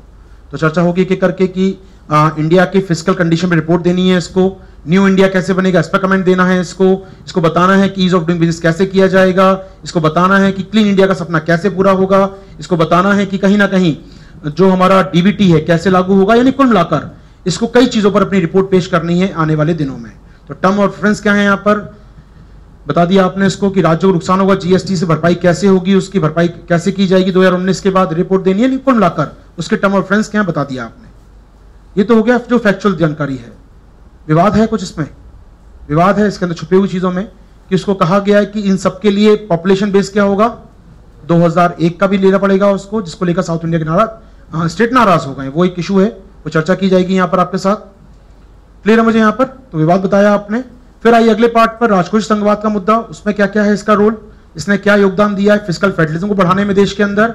तो बताइए 3-4 पॉइंट के अंदर कितना सक्षम रहा है, कैसे इसने राज्यों को अधिक पैसा दिलवाया है, कैसे जीएसटी को लागू करने में सफल हो पा रहा है, किस प्रकार लोकल बॉडी को फंड दिलवाता है अपने आप में, ये किस प्रकार इसने एफआरबीएम को लागू करने में एक अच्छा रोल प्ले किया है, इसने मना किया राज्यों को उधार ना दिया जाए एक्स्ट्रा, या राज्य उधार ना ले पाए एक्स्ट्रा, किस प्रकार स्टेट के फिस्कल प्लान को इसने मजबूत किया है, राज्यों के राजकोषीय प्लान को मजबूत किया है। मैं आपको ब्रीफ कर रहा हूँ, फॉर्मेटिंग ऐसे नहीं होती, फॉर्मेटिंग एक पॉइंट समझाता हूँ मैं जब, तो यहाँ पर हम करते कैसे बता रहा हूँ मैं आपको। यहाँ पर तो क्वेश्चन ब्रेक किया गया और ब्रेक करने के बाद उसको एक एक पॉइंट पर एनालिसिस किया गया, जिससे भले क्वेश्चन कुछ भी आए, आपसे विवेचना पूछी जाए, एनालिसिस पूछा जाए, क्रिटिकल कमेंट पूछा जाए, कोई भी टेल एंड वर्ड लगा दे, इतने ज्ञान के बाद आप उसको करने में सक्षम होंगे। इतने ज्ञान के बाद चाहे वो कमेंट मांग ले, टिप्पणी मांग ले आपसे, कमेंट कर देंगे 2 पॉइंट उठाकर, इसके बाद वो मूल्यांकन करने को कहे आपसे, मूल्यांकन कर देंगे, निगेटिव मूल्यांकन करने को कहे निगेटिव कर देंगे, जैसे आप कहेंगे वो आपका क्वेश्चन नंबर पूरा कर पाएंगे। ये हो गया कंटेंट आपका, मेन बॉडी हो गई। कंक्लूजन में आके आप जोड़ सकते हैं यहाँ पर, जो भी एक क्वेश्चन रिमांड कहता है, कंक्लूजन कहता है, ये तो रहता ही वो जो पॉइंट लिखे थे आपने पीछे पॉइंट देखे थे, वो उनका एक एक पॉइंट लिखने का तरीका है, कैसे लिखा जाएगा उन पॉइंट सबको यहाँ पर, सहकारी संघवाद को कैसे बढ़ाता है ये। अब देखिए ये है आंसर की फॉर्मेटिंग, आंसर लिखना ये है आपको, वो आपने देखा 1 पॉइंटर से आपको याद रहे कि क्या लिखना है, जबकि लिखना आपको वर्ड्स ये है बेसिकली, कॉपी में ये शब्द आएंगे आपकी। तो ये एक आंसर की फॉर्मेटिंग है आपके लिए, कैसे लिखना होगा आंसर और क्या लिखा जाएगा उसके अंदर। क्या आप पहुंच पा रहे हैं इस पॉइंट बताना चाह रहा हूं मैं आपको यहाँ पर। तो हम लोग करेंगे क्या इस क्लास में, इस प्रकार के 800 प्रश्न, यानी एक अच्छा खासा कंटेंट होगा। कई बार हो सकता है प्रश्न ऐसा हो कि इतनी फॉर्मेटिंग की आवश्यकता ना हो, मुझे सिंपल एक थ्योरी बेस्ड क्वेश्चन हो सकता है सीधा सीधा, जहाँ कहानी लिखी जानी है, तो कई हर क्वेश्चन की फॉर्मेटिंग ऐसी शायद ना हो, लेकिन अधिकतर क्वेश्चन जहां भी विवादित होंगे ऐसी फॉर्मेटिंग होगी, मैक्सिमम क्वेश्चन की फॉर्मेटिंग इसी प्रकार से होगी। तो एक अच्छा कंटेंट आपके पास हो जाए, हमारा उद्देश्य यही होगा। यहाँ पर एक आध क्वेश्चन और देखते हैं आपके साथ, जैसे कि IR क्वेश्चन देख रहे हैं स्क्रीन में संग आप। ये भारत ने यूएन महासभा की आम बैठक के दौरान यूएन रिफॉर्म की बात कही है, यूएन रिफॉर्म की आवश्यकता क्यों है, भारत की सदस्यता संबंधी प्रयासों पक्ष में तर्क क्या है, what are the argument in the favour of India's membership effort, साथ ही बताएं सुरक्षा परिषद में सुधारों में देरी क्यों हो रही है। 3 एस्पेक्ट में जुड़े इस क्वेश्चन के अंदर, 3 पार्ट छुपे इस क्वेश्चन के अंदर। फर्स्ट एस्पेक्ट इंपॉर्टेंट बात है, why is the need for reform, what are the argument in the favour of India's membership, और तीसरा है what is the reason for delay. 3 चीज छुपी हुई है इस क्वेश्चन के अंदर। तीनों पर ब्रेक कीजिए क्वेश्चन को आराम से, 250 वर्ड होंगे, 250 वर्ड मांगे गए हैं आपसे, लिखना आसान हो जाएगा। एक बार देखते हैं फॉर्मेट इस क्वेश्चन का आपके साथ। फॉर्मेट 3 पार्ट में बांटा मैंने तुरंत इस क्वेश्चन को। सुधार की आवश्यकता क्यों है, पक्ष में तर्क क्या है, इंडिया को मेंबरशिप क्यों मिलनी चाहिए, और तीसरा एस्पेक्ट है विलंब होने का कारण क्या है। तीनों बांटिए आराम से, ढूंढ लीजिए क्यों है आवश्यकता, क्यों है सुधारों की आवश्यकता। शायद जियो स्ट्रेटेजी बदल रही है, दुनिया बदल रही है। कल सुषमा जी कह रही थी अपनी स्पीच में यूएन में खड़े होकर कि 70 साल पहले यूएन जो बना था विजेताओं का यूएन था, विनर्स यूएन था, आज इमर्जिंग दुनिया का यूएन होना चाहिए, उभरती अवस्थाओं को जगह मिलनी चाहिए। तो नया शब्द आ गया आपके लिए, अब उन्होंने कहा पहले ये विनिंग यूएन था, अभी इमर्जिंग यूएन होना चाहिए। बड़ा अच्छा वर्ड लिखने के लिए अपने को ऐसे पूछ सकता है यूएन के बारे में। ये तो ये बदल रही है राजनीति, या फिर बहुत लंबे समय से वेट कर रहे हैं हम लोग, बहुत ज्यादा ईगर हैं बदलने को, बहुत लंबे समय से रिफॉर्म की मांग कर रहा है। 1965 के बाद कोई रिफॉर्म नहीं हुआ यूएन में। 65 में 11 से 15 मेंबर हुए थे, उसके बाद रुक गई है प्रणाली। 50 साल हो गए हैं, कोई रिफॉर्म नहीं किया गया है।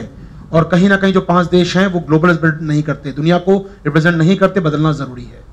तो ये है डिमांड बदलने की। ऐसी फॉर्मेट आगे जाएं आप। पक्ष में तर्क क्या है इंडिया के, 4-5 पॉइंट वहां लिख दीजिए आराम से आप। तीसरा पॉइंट विलंब क्यों हो रहा है, उस पर 3-4 पॉइंट हो जाए। डिले क्यों हो रहा है, 3-4 पॉइंट उस पर हो जाए। वो आपका आंसर ये। आप ये कर पाते हैं अगर, तो आंसर लिखना बहुत आसान है। उसके बाद कलम चालू अपने आप हो जाएगी, लिखना शब्द अपने आप चालू हो जाएंगे। तो कंटेंट की कमी नहीं होनी चाहिए, कलम चलनी चाहिए। मत सोचिए पहला वर्ड क्या हो, क्योंकि मैं आमतौर देखता हूँ स्टूडेंट समस्या क्या होती है, पहला वर्ड सोचते रहते हैं क्या लिखा जाए, पहली लाइन में कलम रुक जाती है उनकी। तो लिखिए कुछ भी यार, मतलब यूएन सिक्योरिटी काउंसिल है क्या, ही लिख दीजिए कम से कम। या लिख दीजिए हाल ही में भारत की विदेश मंत्री सुषमा स्वराज ने यूएन के मंच पर फिर यूएन रिफॉर्म की मांग उठाई। अब आइए इस क्वेश्चन लिखना चालू कीजिए। कुछ भी आप लिखिए, लेकिन लाइन लिखिए पहली, उसमें 2 मिनट का समय मत खराब कीजिए। लोग कहते हैं कि पहली लाइन सोच के लिखी जाए, वो लाइन ऐसे की लाइन होती है। वो लिखते हैं ऐसे में सोच समझ के लिखिए पहली लाइन, वहां पर डिसाइड होता है कि ऐसे में जो पहली लाइन लिखेंगे वो ऐसे की भूमिका तय करेगा। लेकिन ये आंसर है यार, 150 वर्ड का आंसर है। एग्जाम में पढ़े फ्लो में पड़ जाएगा एक बार में आपका। 150 वर्ड कितने कम होते हैं आप समझ नहीं पाएगा। 150 वर्ड लिखेंगे अगर आप 120-130 वर्ड लिख के देखिए, कभी पता भी नहीं चलता कब शुरू कब खत्म हो गया वो आंसर। कभी ट्राई कीजिए 30 वर्ड लिखने का, आप फील करेंगे वर्ड कब खत्म हो जाते पता भी नहीं चलता आपको। अभी कुछ दिन पहले मैं क्वेश्चन कर रहा था इस क्लास में, उसका मैं एक आइडियल फॉर्मेट दिया था। कौन सा क्वेश्चन था वो? My answer okay. क्वेश्चन था आपके साथ वो IWS 32 का क्वेश्चन था, कंज्यूमर राइट्स वाला क्वेश्चन था ना। IWS 32 में क्वेश्चन दिया था मैंने, कुछ दिनों पहले की बात है। अभी एग्जाम्पल दिखाता हूं मैं आपको यहाँ पर कि कैसे खत्म हो जाते हैं वर्ड्स, पता भी नहीं चलता है। ये क्वेश्चन था सिंपल सा। उपभोक्ता संरक्षण अधिनियम 86 का लागू होना भारत में कंज्यूमर प्रोटेक्शन और आंदोलन के क्षेत्र में से महत्वपूर्ण पड़ावों में से एक है, कमेंट करें। One of the most important milestone in the area of consumer protection और consumer movement in the India has been the enactment of consumer protection act 86, comment. आपको लगता है 150 वर्ड है, 3 पैराग्राफ लगे, और आपको फील होगा यहाँ पर क्वेश्चन पढ़ने से पहले जो मैंने आइडियल आंसर दिया था क्लास में इसका, मतलब अगर आप देखें तो ये क्या है अपने आप में, इसको आप देख रहे हैं मेसन 3 से 4 पैराग्राफ। और ये वर्ड आप मैं हिंदी में कहूँ आपसे 4 या 5 सेंटेंस हार्डली हैं, और ये 140 वर्ड्स लिखे हैं, 140 शब्द लिखे हैं ये, और आपके सामने 3 या 4 लाइन लिखी है कुल मिलाकर। ये अगर आप देखेंगे तो 1, 3, 4 लगा ही पैराग्राफ छोटे हैं यहाँ पर। ये 140 वर्ड हैं ये, यानी मैं लगा कि मैं क्वेश्चन में और क्या लिख दूं यार, 140 वर्ड खत्म होगा इसके अलावा। तो आप समझ सकते हैं आपको एग्जाम में साथ स्कोप नहीं मिलने वाला लिखने का। एग्जाम में 150 वर्ड में 150 वर्ड लिखने बैठ गए अगर, तो आपका पेपर छूटेगा ही छूटेगा। तो कोशिश कीजिए 150 को 140, 130 तक समेटने का प्रयास कीजिए। तो अल्टीमेट गोल होना चाहिए आपका कैसे समेटा जाए, तो कैसे कम में लाया जाए। जब मैं इसको लिखा तो मुझे लगा कि 40 वर्ड बहुत ज्यादा या बहुत कम है, लेकिन खत्म करना जरूरी था। तो इंग्लिश में देखिए, इंग्लिश में ऐसा लग रहा है कि बहुत ज्यादा वर्ड है, तो इंग्लिश में चेक करता हूं आपके साथ। 147 ऑलमोस्ट आइडियल आंसर है वो, इजार का अंतर हो सकता है 147, यानी कि इंग्लिश में भी आप 3-4 सेंटेंस बनाए मैंने और आंसर खत्म हो गया। ये ऑनली 4 सेंटेंस इस क्वेश्चन में, आप 8 कर देंगे छोटा सा बनाकर, 4 सेंटेंस में आंसर खत्म हो गया। ये दिखाता है कि बहुत ज्यादा सेंटेंस नहीं होते हैं, 4-5 सेंटेंस आपको आते हैं अगर, तो आप अच्छा आंसर बना सकते हैं। बात समझ आ रही है मुझे आपको? तो आंसर ट्राई कीजिएगा, वर्ड लिमिट पर है आपका आंसर, ये प्रायोरिटी होगी हमारी। वर्ड लिमिट के जैसे ही ऊपर जाएगा, भले एग्जामिनर हो सकता है, कोई लोग कहते हैं नेगेटिव होता है, नहीं होता है, मैं जानता हूं वो नेगेटिव नहीं होता, लेकिन आपका आंसर नेगेटिव हो जाएगा। मैं यहाँ पर नेगेटिव नंबर काट दिए जाएंगे आपको जो 24 मिलेगी 250 के आगे एग्जामिनर चेक नहीं करेगा, लाइन खींच के वहीं रोक देगा वो। आपने जो भी कहीं लिखे 250 के बाद चेक नहीं की जाएगी। तो प्रायोरिटी है कि वर्ड लिमिट में रहिए, एग्जामिनर काउंट करेगा आपका यहाँ पर बैठकर, जो एग्जामिनर टीम हमारी, और 250 के बाद आंसर चेक नहीं किया जाएगा, वहीं पर रोक दिया जाएगा। उसके आगे जो भी लिखा है सब बेकार है, फिर वो 0 नंबर दिया जाएगा उसके बाद के लिखन पर। तो प्रयास कीजिएगा कि 250 में समेट दिया जाए 250 वाला सवाल, 150 वाला सवाल 150 में समेट दिया जाए। ऊपर लिखते हैं तो गलती आपकी है, चेक नहीं होगा वो आंसर। क्या बात समझ में आ रही है? कम लिखिए, प्रयास कम में अच्छा रहेगा, एग्जामिनर को अच्छा लगता है एग्जाम कम में लिखा होता है बातें सारी। तो पहला वर्ड में समय मत खराब कीजिएगा, 150 वर्ड बहुत जल्दी खत्म हो जाते हैं। एग्जाम को लगता है नहीं पढ़ता, वो इतने में गुजरता है, इतने 150 खत्म हो जाते हैं उसके, वो बस पेन को नीचे लाता है, पढ़ लेता है वो क्या लिखा है आपने। तो अच्छा कंटेंट होना चाहिए आपके आंसर में, अच्छा लेखन होना चाहिए। पहला वर्ड अच्छा होना मैटर नहीं करता, गलत नहीं होना चाहिए पहला वर्ड। कोर्स समझ में आ रहा है क्वेश्चन लिखने का मुझे? इंप्रूव किया राइटिंग स्किल सेशन हमारा जो है कि कैसे इंप्रूव करें राइटिंग स्किल की बात मैं कर रहा हूं आपके साथ। चलिए, तो ये चीज हमको ध्यान रखनी है अपने आंसर लेखन में। चलिए एक आध क्वेश्चन और करते हैं, कुछ समझ में आया आपको? यहाँ पर आज कुछ नए क्वेश्चंस भी देख सकते हैं आज हम लोग। चलिए कुछ आज क्वेश्चन यूपीएससी के आए, क्वेश्चन फॉर्मेटिंग करते हैं आपके साथ। लेट से पेपर 3 ले लेते हैं आपके साथ आज का।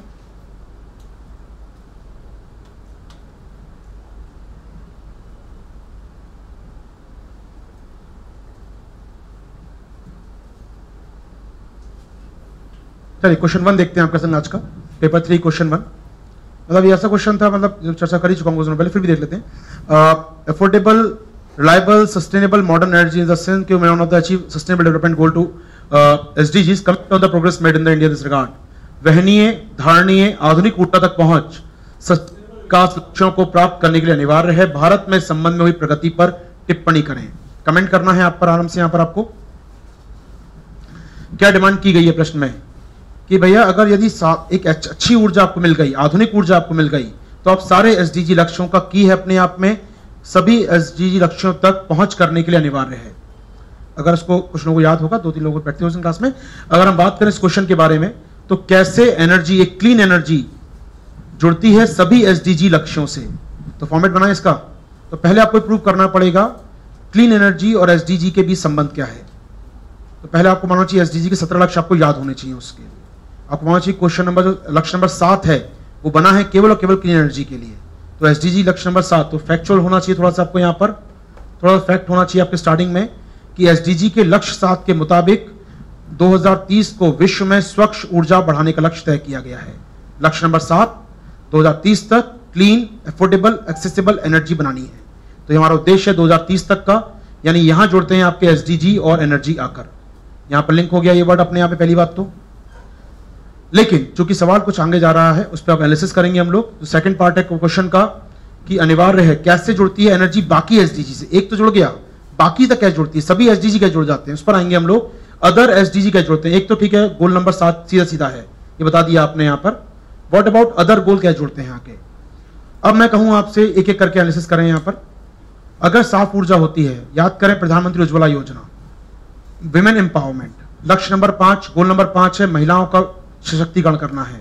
यदि महिलाओं को सशक्तिकरण बनाना है, गोल नंबर 5 अचीव करना है SDG का, तो महिलाओं को खाना पकाने के लिए एक बेहतर, साफ, स्वच्छ ईंधन की आवश्यकता है, क्लीन कुकिंग फ्यूल की आवश्यकता है। मैं आ रहा हूं दोबारा उस PDF पर जो आपका इस बार दिया गया था, नॉट दिस वन,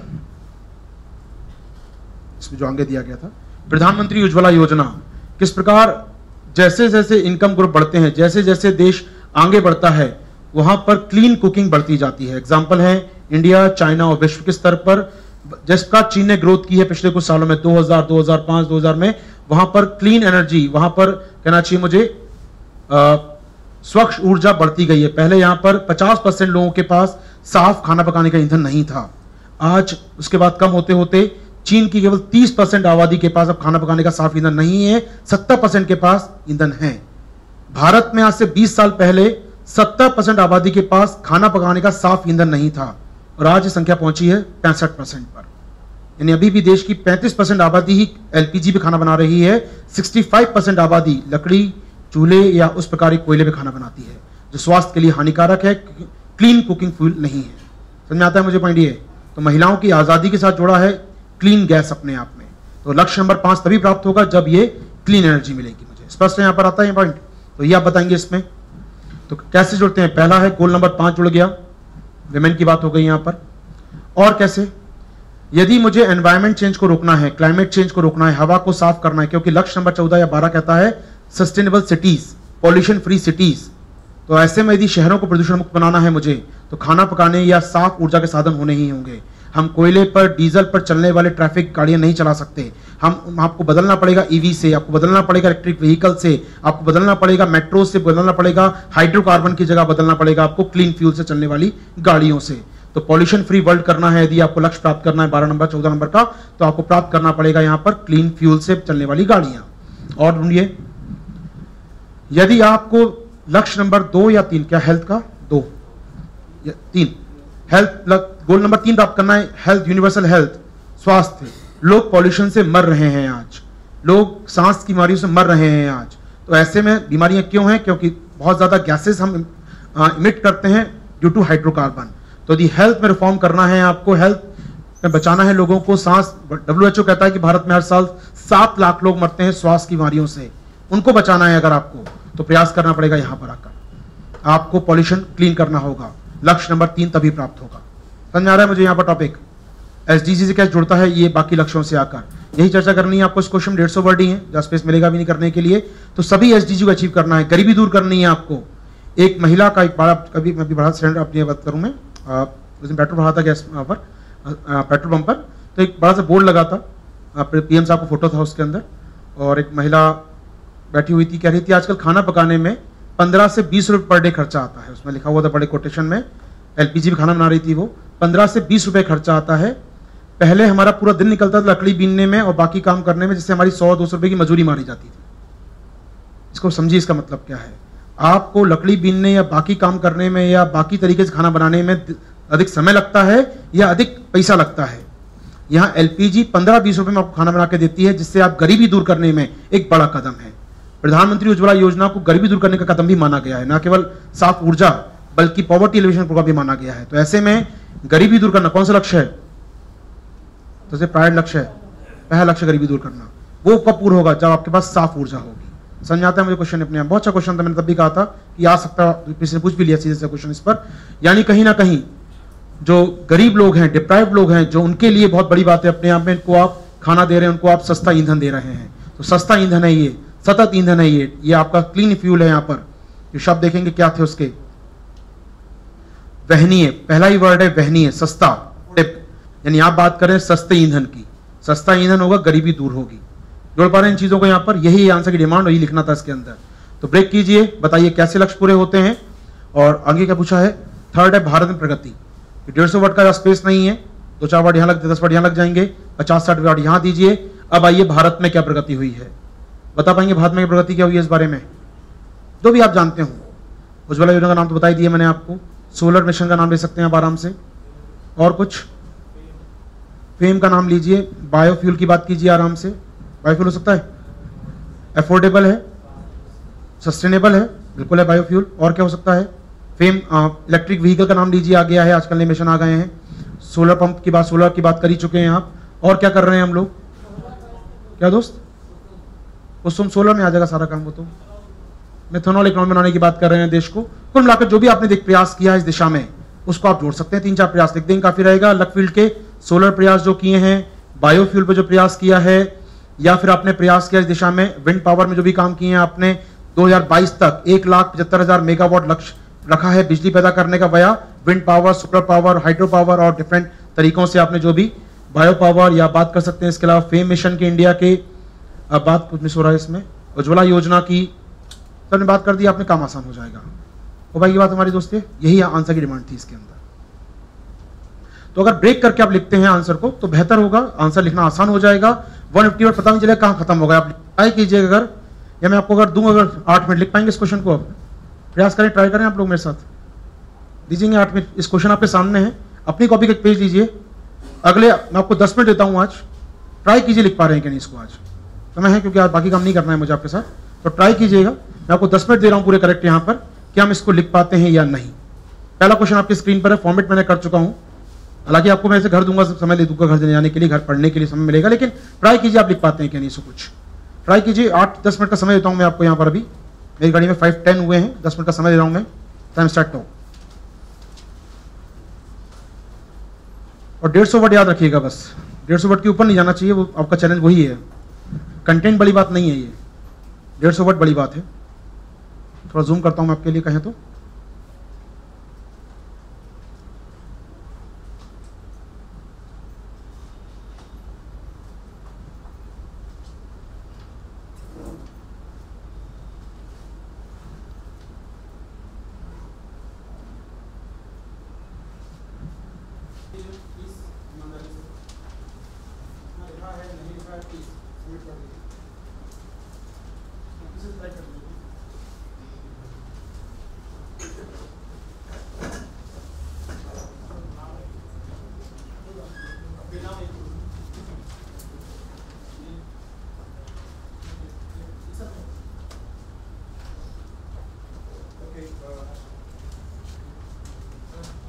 हाँ दोस्त, एक जगह दे दीजिए प्लीज।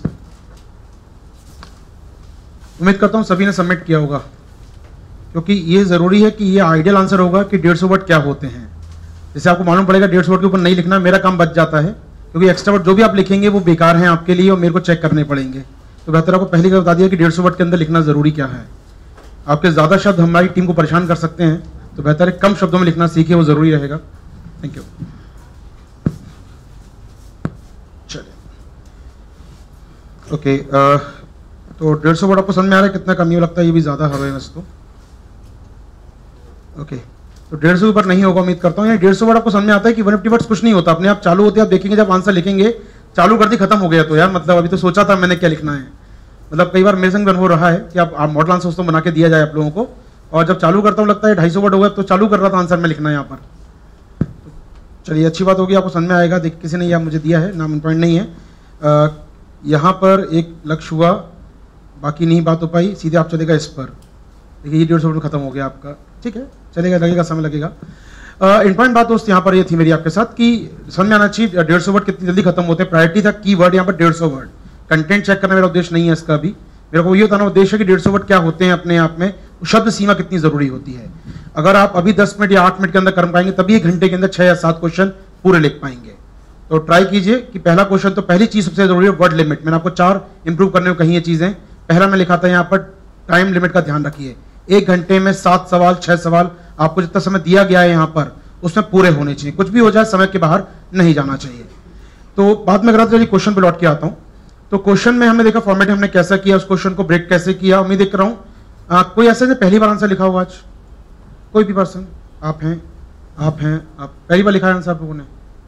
चलिए मतलब लिखा ना पहली बार तो जरूरी है, लिखिए, कभी ना कभी चालू करना पड़ेगा, वो दिन कभी ना कभी तो आएगा। आज 1 अक्टूबर का अच्छा दिन है, तो आज शुरुआत हो गई आपके साथ, यहाँ पर हो गया दोस्त मेरा काम। Thank you.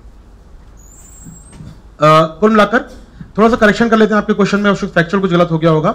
17 लक्ष्य में बताए थे आपको, एक बार देखिए क्विक का स्कैन करते हैं। 17 लक्ष्य आपके संग कौन कौन से लक्ष्य हैं यहाँ पर जो इस क्लीन एनर्जी प्राप्त होते हैं। पहला लक्ष्य जैसे आप देख रहे हैं मेरे संग, गरीबी खत्म करना, समझ में आता जुड़ेगा ये क्लीन एनर्जी से। दूसरा फूड सिक्योरिटी जुड़ेगा, जोड़ना चाहें जोड़ सकते हैं, लेकिन डायरेक्ट लिंक शायद नहीं मिलेगा, लेकिन फिर भी आप कहना चाहें फिर भी छोड़ सकते हैं कि बहुत सारे लक्ष्य क्योंकि और भी हैं। तो पहला लक्ष्य क्लियर है। तीसरा लक्ष्य हेल्थी लाइफ, बिल्कुल जुड़ेगा ये। चौथा शिक्षा, हर किसी बच्चे तक प्रकाश की व्यवस्था हो पाएगी, ऐसा बोले तो आप। उड़ीसा के हम लोग गए थे, प्रोजेक्ट पे काम कर रहे थे, वहां पर ट्राइबल इलाके में सोलर बल्ब जल रहा था, बच्चे रात में उसी में नीचे पढ़ रहे थे। ये दिखाता है क्लीन एनर्जी कितनी मदद कर रही है। ठीक है, लेकिन थोड़ा ज्यादा हो जाएगा लिखना। अब भी इंपॉर्टेंट एस्पेक्ट और भी है, इससे बड़े एस्पेक्ट हैं अपने पास हैं। तो शिक्षा की बात चलिए छोड़ सकते हैं हम लोग यहाँ पर। महिला यदि बात, जेंडर इक्वलिटी बढ़ेगी इससे। Ensure access to water and sanitation छोड़ सकते हैं इसको। ये सारे लक्ष्य हैं, जुड़ेंगे सारे लक्ष्य ही, लेकिन 150 वर्ड में कितना लिखेंगे ना, बात ये यार। 150 वर्ड देखिए, पहले सोचिए फिर लिखना है क्या नहीं। प्रायोरिटी आपको सच में आएंगी, ये भी कम का है, लेकिन 150 वर्ड देखेंगे तो आपको काम का दिखेगा फिर ये। उसके बाद आपका कुछ ये तो है ही, 7वां लक्ष्य तो आपको दिख ही रहा है। इसी यही क्वेश्चन था बेसिकली एग्जाम में, इसी को उसने मॉडिफाई किया था आपके क्वेश्चन में, 7वें लक्ष्य को ही। 8वां आर्थिक ग्रोथ बढ़ेगी, छोड़ दीजिए।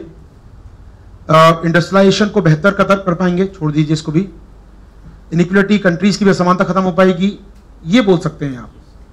ये एक पॉइंट है जो आप जोड़ सकते हैं इसको, कि देशों के बीच असमानता खत्म हो पाएगी। जिन देशों का इकोनॉमिक ग्रोथ हुआ है वहां पर क्लीन फ्यूल यूज कर रहे हैं खाना पकाने के लिए, और यदि सबके पास खाना पकाने को बेहतर साधन होंगे तो कहीं ना कहीं असमानता कम होती जाएंगी। पक्की बात है ये, क्योंकि ज्यादा लोग ग्रोथ पे ध्यान देंगे, ज्यादा लोग जॉब पे ध्यान देंगे, गरीबी कम होगी तो असमानता भी कम होगी। ये बहुत सीधी बात है अपने आप में। चलिए और लक्ष्य देखते हैं आपके स्पीड में यहाँ पर एक बार। शहर अधिक सुरक्षित, अधिक सतत बनेंगे, दो राय नहीं है। पॉल्यूशन कम होगा, रेजिलिएंट होंगे, अधिक सस्टेनेबल होंगे, इसको छोड़ सकते हैं। क्लाइमेट चेंज, लक्ष्य नंबर 13 है क्लाइमेट चेंज, थोड़ा याद रखेंगे तो शायद कुछ देख लीजिएगा फैक्ट ऊपर नीचे हुआ तो। लक्ष्य नंबर 13 है क्लाइमेट चेंज। लक्ष्य नंबर 13 है समुद्र बेहतर हो पाएंगे, ब्लू इकोनॉमी की बात ना जोड़ें, डायरेक्ट नहीं है। जंगलों का रक्षण, बड़ा पॉइंट है ये। तो 11, 13, 15, यह मैं कहूं आपसे ऑड नंबर दिख रहे हैं मुझे सारे के सारे, 1, 3, 5, 7, 11, 13, 15, 17। ठीक है, इंपॉर्टेंट नहीं यहाँ पर वैसे याद करें, इंपॉर्टेंट क्वेश्चन याद करना नहीं है मेरा। इंपॉर्टेंट बात यहाँ पर है कि क्या फैक्ट्स होने चाहिए उसके अंदर। तो ये लक्ष्य बड़ा लक्ष्य है। गरीबी, पर्यावरण, स्वास्थ्य, किसी भी बड़ा लक्ष्य ये है मेरे लिए। क्लाइमेट चेंज मेरे लिए बड़ा लक्ष्य है। महिलाओं को इक्वलिटी बड़ा लक्ष्य है। शहरों का साफ होना बड़ा लक्ष्य है। 7th गोल नंबर बड़ा लक्ष्य है। तो उनको प्रायोरिटी भी रखें हम लोग अपने आंसर में, ऊपर रखें तो अपने आप शब्द भर जाएंगे। उसके बाद जगह ही नहीं बचेगी आप उसमें बाकी लक्ष्य लिख पाएं। तो कहीं ना कहीं सारे लक्ष्य इंपॉर्टेंट है अपने आप में, प्रमोट सस्टेस या ग्लोबल पार्टनरशिप, सस्टेनेबल डेवलपमेंट, वो अलग चीज़ है। तो लक्ष्य नंबर 15 तक हम बात कर सकते हैं यहाँ पर, जो मेरे को हमके दिख रहे हैं। तो कहीं ना कहीं इंपॉर्टेंट समझना चाहिए कंटेंट क्या होगा आपके साथ। इस प्रकार की फॉर्मेटिंग होगी हर क्वेश्चन की, कंटेंट निकालेंगे हम लोग काम का, आपके रिलेवेंट कंटेंट क्या है, सरकार ने क्या क्या प्रयास किए इस दिशा में, एक समरी होगी आपके पास। यानी उस टॉपिक पर एक बेहतर समझ हो जाएगी। आपको 150 वर्ड लिखना है, 250 लिखना है या पूरा निबंध लिखना है, उसका लिख पाए आराम से आप। चलिए एक क्वेश्चन और देखते हैं आपके संग स्पीड में आज का, इसी का देख लेते हैं हम। चलिए नए क्वेश्चन में लाकर नहीं लाया हूं आज आपके लिए। एक क्वेश्चन आप देख रहे हैं यहाँ पर, long term capital gain tax पूछा गया है यहाँ पर, LCGT, और डिविडेंड डिविडेंड डिस्ट्रीब्यूशन टैक्स या लाभांश वितरण कर जो बदला गया है बजट में, पर कमेंट करना है। बड़ा अच्छा क्वेश्चन था ये। जब ये लाया गया था बजट में, बजट की बात करते हैं आपके, बजट टॉपिक था ये, बजट 2018 SD पेपर 3 इंग्लिश ये रहा बजट हमारा, हम देखा था बजट स्पीच।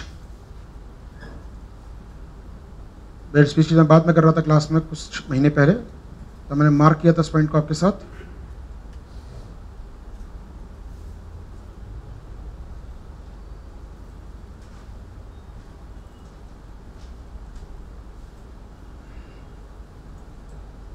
ओके, यहाँ होगा।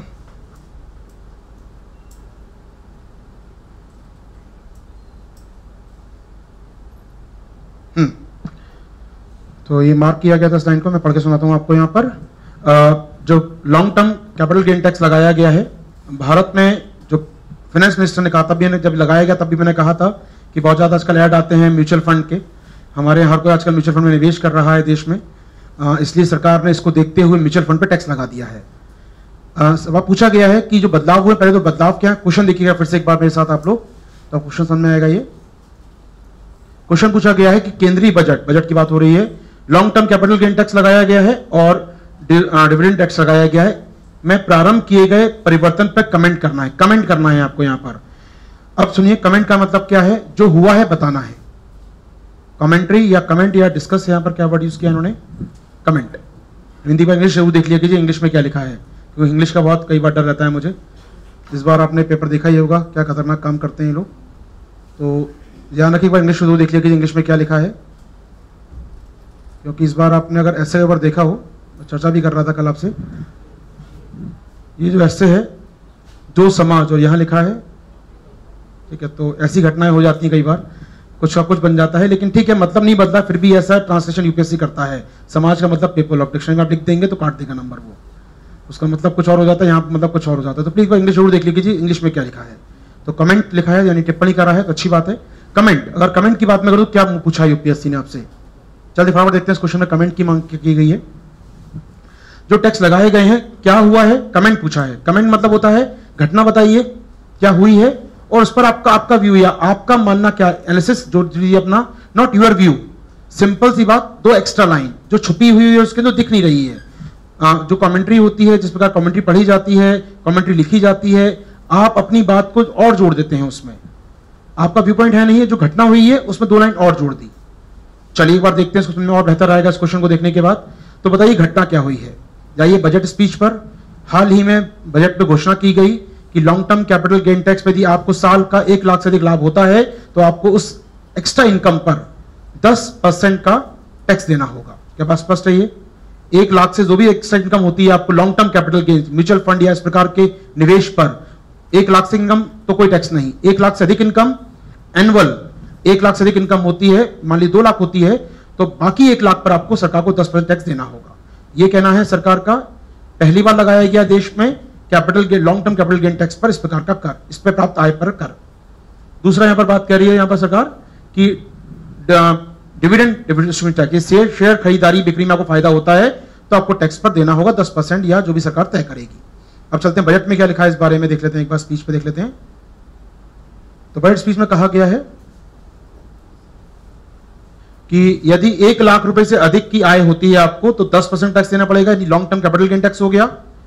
और दूसरा है इसके अतिरिक्त इक्विटी में यदि आपको फायदा होता है, शेयर बाजार में आपको फायदा होता है, शेयर खरीदारी में फायदा होता है, तो उससे यदि आय मिलती है तो उस पर आपको 10% की दर से कर प्रारंभ करने का प्रस्ताव दिया गया। तो आपको म्यूचुअल फंड आपको फायदा कमा के देता है जो, तो म्यूचुअल फंड से आपको कोई फायदा होता है तो आपको उस पर टैक्स देना होगा। तो म्यूचुअल फंड आपको जो ही फायदा कमा के देता है उस पर आपको 10% टैक्स देना होगा सरकार को, ये कहना है सरकार का यहाँ पर। क्लियर है मुझे यहाँ पर? तो डिविडेंड भी देना होगा और लाभांश जो भी फायदा मिलता है आपको यहाँ पर सरकार को पे करना होगा। तो बदलाव केवल यही हुआ है आपके साथ यहाँ पर, ये बदला है और ये बदला है, बाकी कुछ नहीं बदला। जो चल रहा था वो चलता रहा। 2 बदलाव हुए हैं, पूछा बदलाव महत्वपूर्ण बदलाव, तो बदलाव ये हुए हैं।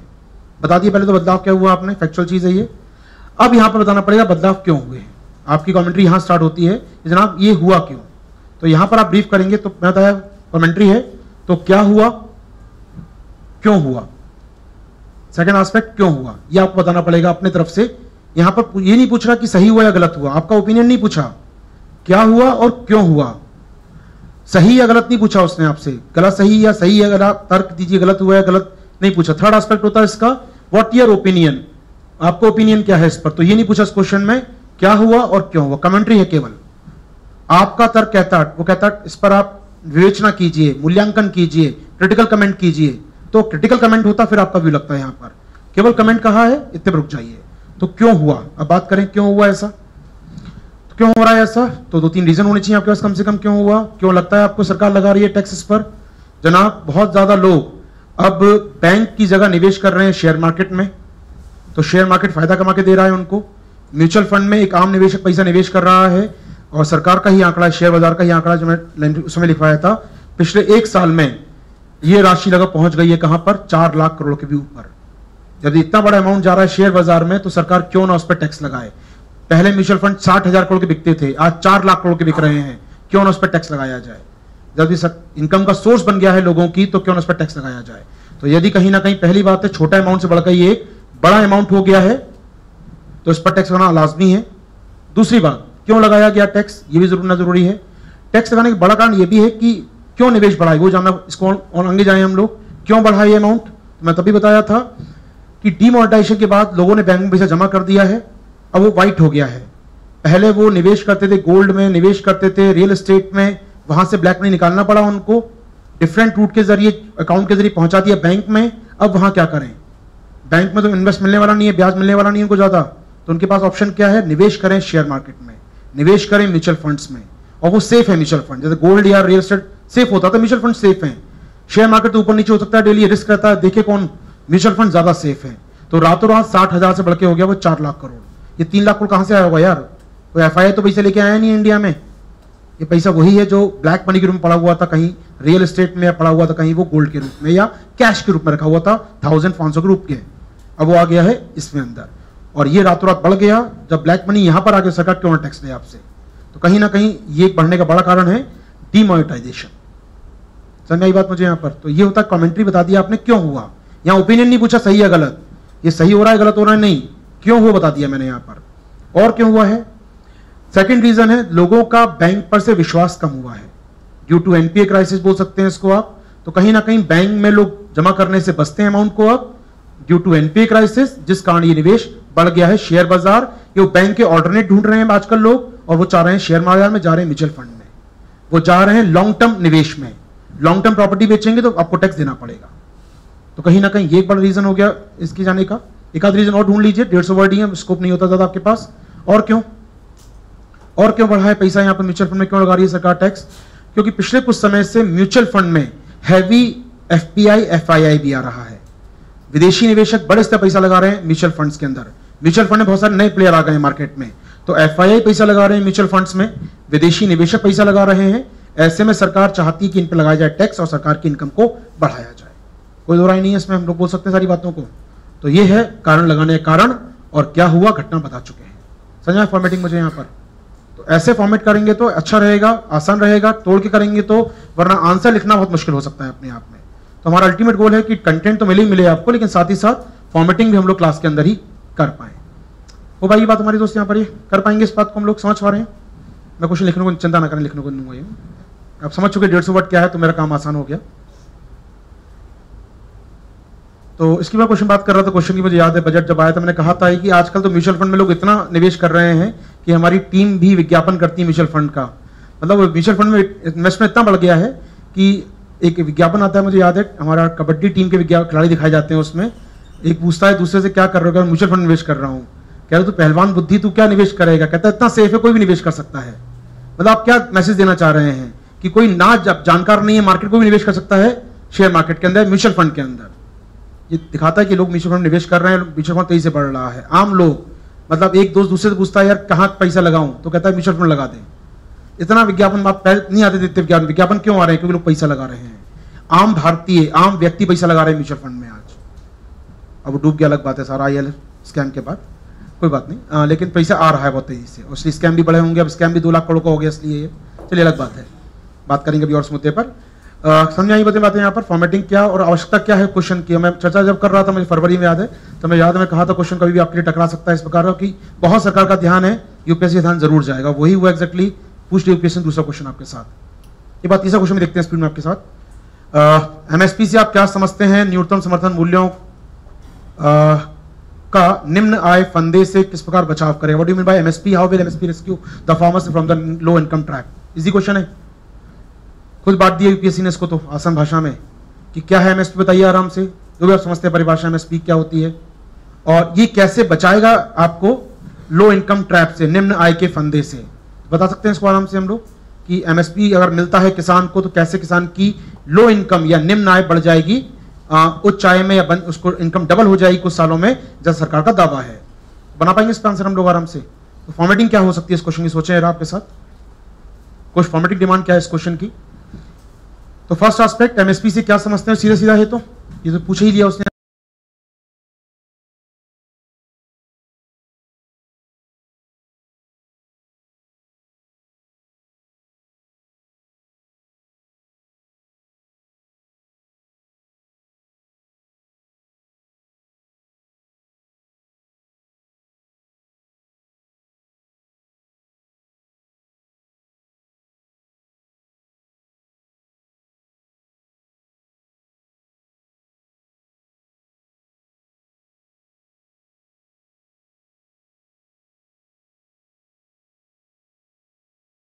MSP बढ़ता है तो किसान मंडी की ओर जाएगा अनाज बेचने, मंडी में जाता है तो फायदे क्या क्या होंगे उसको समझिएगा। यहाँ पर MSP के लिए किसान को कहाँ जाना पड़ेगा? पहली बात, मंडी में, ऑर्गेनाइज मंडी में। मंडी में जाने का मतलब है मंडी में उसको पूरा मूल्य मिलेगा, इसको हटा देते हैं यहाँ से, मंडी में पूरा मूल्य मिलेगा उसको उसके फसल का, मान लेते हैं हम लोग, ऐसा सरकार प्रयास कर रही है मंडी मूल्य मिल जाए। मंडी में जाता है तो उसको लोन के लिए बैंक का गारंटी मिल जाएगी, क्योंकि मंडी में आया है वो अपना अनाज बेचने, तो शहर आया है, मंडी में आता है, किसान को लोन की गारंटी मिलती है। यहाँ पर वो बैंक को कैपिटलाइजेशन कहना चाहिए मुझे, रसीद दिखाकर बैंक से लोन ले सकता है, नहीं वो बैंकिंग सिस्टम का पार्ट बन गया। बैंकिंग सिस्टम का मतलब क्या होता है? उसकी आय बढ़ जाएगी, यहाँ पर उसको सस्ता ब्याज मिलेगा, सस्ता उसको कहना चाहिए क्रेडिट मिलेगा, यहाँ पर बैंक का फायदा मिलेगा। तीसरा, यदि बैंक का लोन मिलता है तो किसान को बैंक के लोन से डिफॉल्ट हो गया, बीमा का फायदा मिलता है। फसल बीमा योजना में कहा गया कि हर लोन के साथ बीमा दिया जाएगा, तो ऐसे में किसान को बीमा मिलता है उसकी फसल पर। ये तो इनकम बढ़ाने के साधन है, और कैसे इनकम बढ़ेगी देश में? तो किसान के MSP नहीं दे रहे हैं उसको, MSP के साथ कई इंस्टीट्यूशन और जुड़ गए हैं, चाहे वो क्रेडिट हो, चाहे वो उसका बैंकिंग हो, चाहे इंश्योरेंस हो, कई चीजें और जुड़ गई हैं उसके साथ। और यदि MSP इंश्योर होता है उसका कहीं ना कहीं, MSP अगर बढ़ता है, या MSP how will MSP rescue the farmer from the low income trap? Low income trap का मतलब ये भी है कि अब तक वो MSP या कम था या MSP नहीं मिलता था, तो वो जो उगाता था खुद कंज्यूम कर लेता था वो, और वो उसी चक्कर में चलता रहता था, लाया बनाया खाया खत्म। अब वो MSP को मंडी में लेकर आएगा, प्रोसेसिंग को बढ़ावा देगा, डाइवर्सिटी को बढ़ावा देगा, और अपना सस्ता अनाज प्राप्त करेगा MSP या अपने PDS से जाकर। तो PDS की डिमांड करेगा अपने गाँव में, जिससे सस्ता अनाज ले सके 1 2 3 में वो, और महंगा अनाज बेच सके मंडी में लाकर। तो यहाँ इनकम गैप बढ़ जाएगा उसका, सस्ता अनाज खरीदेगा, महंगा अनाज बेचेगा, तो इससे होगा क्या? उसकी आय बढ़ेगी। तो यानी कि 4th पॉइंट है यहाँ पर, वो PDS की मांग करेगा अपने गांव में, PDS रिफॉर्म करेगा। हो गए 4 पॉइंट आपके यहाँ पर, बाहर आ गया लो इनकम ट्रैप के, वो लो इनकम ग्रुप के। ये तो आपको चाहिए यहाँ पर कि लो इनकम से बचने की सरकार की रणनीति है 7 पॉइंट की। याद कीजिए 7 पॉइंट क्या क्या है? किसान को सस्ती लागत, किसान का MSP अच्छा मिले या उसको फेयर प्राइस मिले, किसान का बीमा हो, किसान के लिए वहां पर हम लोग फूड प्रोसेसिंग दे पाएं, किसान को हम PDS दे पाएं, डाइवर्सिटी दे पाएं, हॉर्टिकल्चर को बढ़ावा दे पाएं, पशुपालन को बढ़ावा दे पाएं। 7 8 पॉइंट हैं, उन्हीं की बात कर रहा हूं मैं यहाँ पर, कुछ अलग से लेके नहीं आया हूं। बढ़ जाएगी इनकम, डबल हो जाएगी किसान की इनकम। 150 वर्ड लिख पाएंगे आराम से इस पर? एमएसपी क्या है बताइए आराम से, क्योंकि एमएसपी क्या है ये पूछा है अलग से उसने, तो बताना पड़ेगा। एमएसपी क्या डिसाइड भी होता है हमारे यहाँ पर, खासकर नया फॉर्मूला जो सरकार लेकर आई है, एमएसपी को सरकार ने लागत से 50% अधिक दिया है। तो कौन सा फॉर्मूला है वो? A2A+FL वाला फॉर्मूला जो है, AL+FL वाला फॉर्मूला कौन सा है वो? पढ़ा होगा आपने, सुना होगा, या पढ़ लेंगे हम, फॉर्मेटिंग करेंगे जब इसके भी। तो A2+FL क्या होता है, कैसे ये काम करता है, इस अभी एमएसपी क्या हुए हैं हाल में, सरकार ने जो वादा किया था उसको कैसे पूरा किया गया। और अब यहां पर चूंकि इतना पूछा है उसने, लेकिन अगर पूछता क्रिटिकल वैल्यूएशन तो मैं थोड़ा आगे जाता कि एमएसपी नहीं मिलता किसानों को, एमएसपी मिलना मुश्किल हो रहा है, इसी सरकार नई स्कीम लेकर आ गई पीएम आशा नाम की, उसका एवोल्यूशन कर देते हैं आगे हम लोग। हालांकि नहीं पूछा गया तो रोक देंगे अपन आंसर यहीं पर। अगर पूछा जाता मूल्यांकन तो बताएंगे समस्या क्या है इसकी, इशू क्या है इससे संबंधित, और उसको सॉल्यूशन क्या है। सॉल्यूशन है पीएम आशा, जिसकी बात आप अलग से कर सकते हैं। अन्नदाता क्या है वो? सुरक्षा अभियान, संरक्षण अभियान, अन्नदाता आय संरक्षण अभियान, आशा जो भी है, तो उसको आप बात कर सकते हैं। लेकिन यहां पूछा नहीं गया है तो उसका उल्लेख ना करें। लास्ट कंक्लूजन लाइन लिख दीजिएगा कि ये लिख दिया आपने, किसानों को एमएसपी दिलवाने के लिए हाल ही में सरकार ने पीएम आशा स्कीम लॉन्च कर दी है। लेकिन निकल जाइए आराम से, तो आपका कंक्लूजन भी हो गया। अच्छा, यहाँ पर आपने दिखा भी दिया, कंटेंट आपको नॉलेज है, हम बढ़ा सकते हैं। समझ आ रहा है मुझे क्वेश्चन? ये 150 वर्ड में और क्या लिख सकते हैं यहाँ पर। तो पीएम आशा जो लॉन्च हुआ तब हुई थी पूरी इस पर भी हमारी, तब हम तभी कहा था क्वेश्चन बन सकता है ये। तो ये फॉर्मेटिंग हम बात करते हैं यहाँ पर, क्वेश्चन को ब्रेक करना जरूरी है अपने आप में। समझ में आ रहा है? मैं 4-5 क्वेश्चन फॉर्मेटिंग दिखाई मैंने आपको यहाँ पर, 2 जो हम कर चुके हैं पिछले कुछ दिनों में, और जो 3 अभी आए हैं उसकी फॉर्मेटिंग। तो ऐसी फॉर्मेटिंग रहेगी आपके साथ, कंटेंट रहेगा आपके साथ यहाँ पर। और इस मैं प्रयास करूंगा कि कुछ क्वेश्चन की फॉर्मेटिंग मैं आपको इन प्रिंट दे पाऊँ, प्रिंटेड दे पाऊँ, जिससे आपका कंटेंट हमेशा के लिए हो जाए। वो काफी कुछ होता है, कई बार कंटेंट बहुत ज्यादा कंटेंट होता है मेरे पास और आपको बहुत शॉर्ट में लिखना होता है। तो 150 वर्ड तो आप लिख रहे हैं अपने पास, लेकिन मैं प्रयास करूंगा कुछ क्वेश्चन का मैं रेडीमेड आंसर, या आपको एक प्रकार से मॉडल आंसर नहीं कहूंगा कि मॉडल तो उसका आप भी अच्छा लिखते हैं, मुझसे बेहतर लिखते हैं, कुछ रेडीमेड आंसर आपको दे सकूं मैं। मॉडल आंसर तो आपके होते हैं, कई बार अच्छे लगते हैं मुझे देखने में, तो मेरे पास जो आंसर तैयार है मेरा आपको दे पाऊँ कुछ वहां पर मैं, या उसका कंटेंट या उसका कुछ एक फॉर्मेट आपको दे पाऊँ मैं। तो इस पास से कुछ कंटेंट मिलना चालू भी हो जाएगा आपको सेशन से, या इस IWS के पर्टिकुलर सेशन से। हो भाई की बात हमारी दोस्त यहाँ पर ये। तो कल तो शायद अपना ऑफ रहेगा, गांधी जयंती है, ऑफ करना ही पड़ेगा, बापूजी नाराज हो जाएंगे वरना। आपसे बापूजी की चिंता तो है ही मुझे, साथ ही साथ मेरे स्टाफ की चिंता भी है मुझे, वो नाराज हो जाएगा, छुट्टी नहीं दूंगा तो उनको मैं। तो कल तो हम ऑफ करते हैं, नेशनल सेलिब्रेट करते हैं। डे आफ्टर टुमारो मिलते हैं आपके साथ 4 बजे। जो हमने आज कुछ क्वेश्चन देखे हैं इससे संबंधित फॉर्मेटिंग होगी, उससे बुलेट मिलेगी आपको 4 से 5 बजे। परसों जो हमने क्वेश्चन आपको मैंने दिखाए हैं, एक क्वेश्चन एनर्जी का था, एक क्वेश्चन ये था, और एक क्वेश्चन आपने दिखा दिया एमएसपी का 3। इससे नए क्वेश्चन होंगे, लेकिन काम यही होगा लगभग शब्द। और 2-3 क्वेश्चन मैंने आपको पीछे जो कराए हैं उन क्वेश्चनों को मैं नए सिरे से बनाकर दूंगा आपको मैं। ट्राई कीजिएगा 4 से 5 लिखें, और 5 से 6 हम बात करेंगे, चूंकि योजना का दिन रहेगा, बात करेंगे। पहले दिन चुके हैं तो योजना की बात कर लेते हैं।